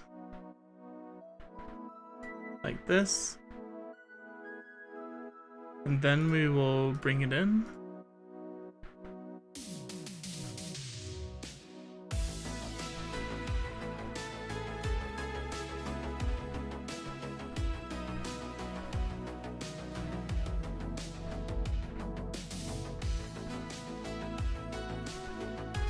Then let's extrude this up just a little bit.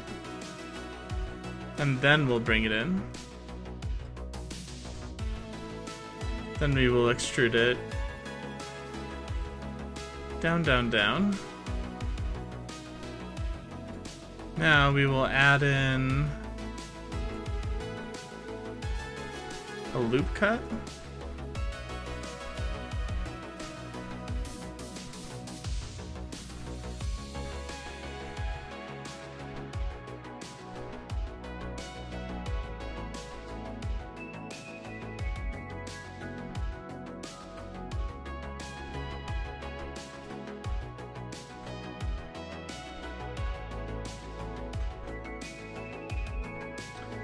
Then we're gonna extrude this along normals.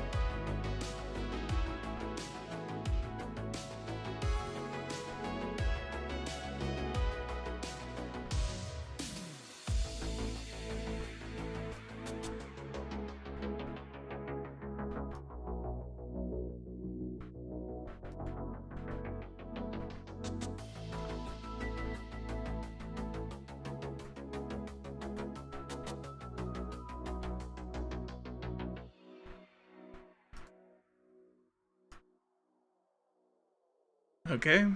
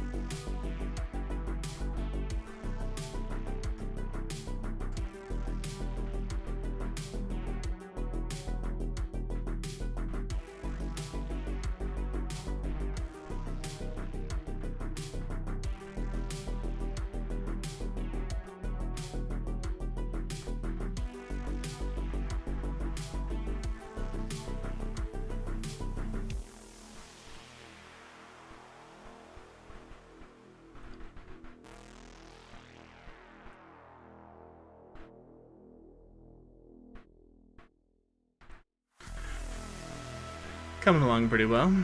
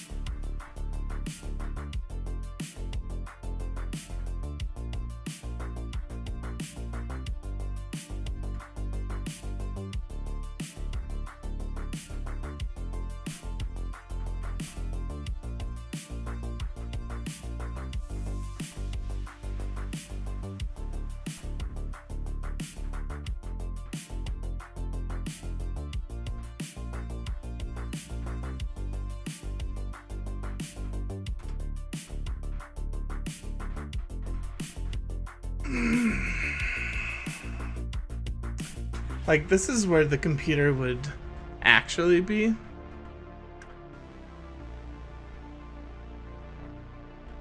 The problem is it covers my face, right?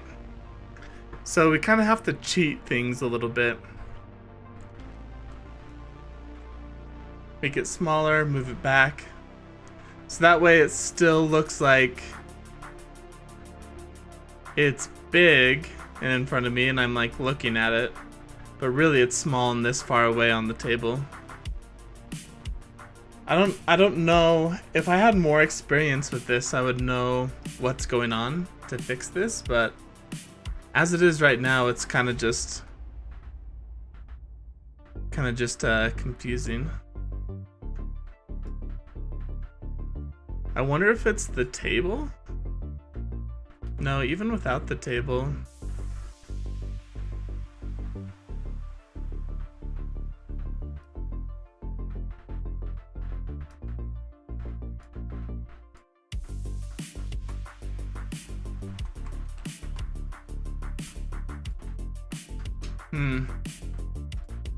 Yeah, I don't know. I think it's good.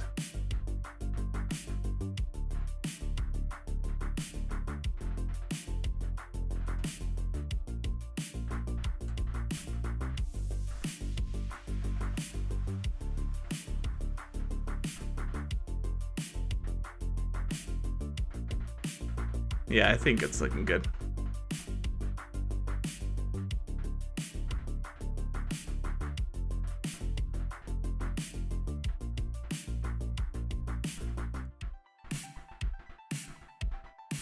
Okay. Let's finish this cable.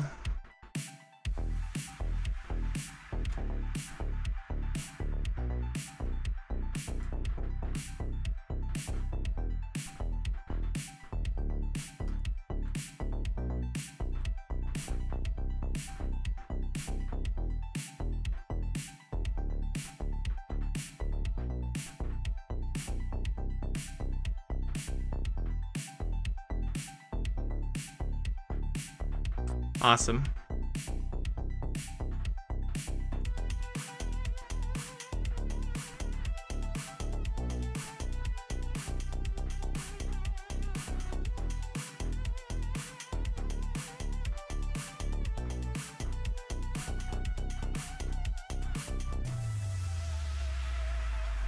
All right, sweet. I don't know. I think it's done.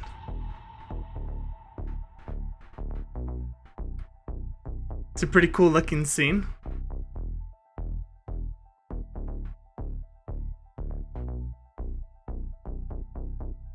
Yeah. Yeah, it's looking really good.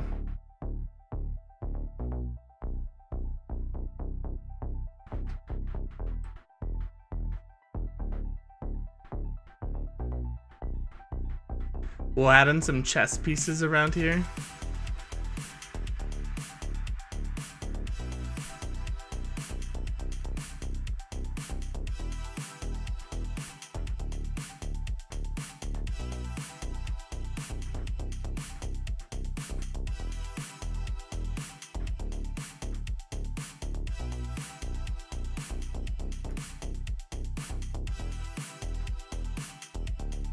Yeah, I think it's looking really good.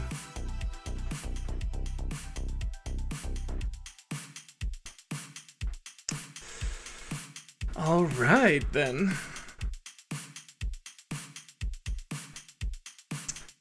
All right, guys. I'm gonna call it an evening. It's getting pretty late. I'm tired. I've been working on this and I need a break. I need time to just relax, but computer's looking awesome. So much better than our previous computer. I like the cables on it too. It's not as many cables. We're gonna add in more cables around here.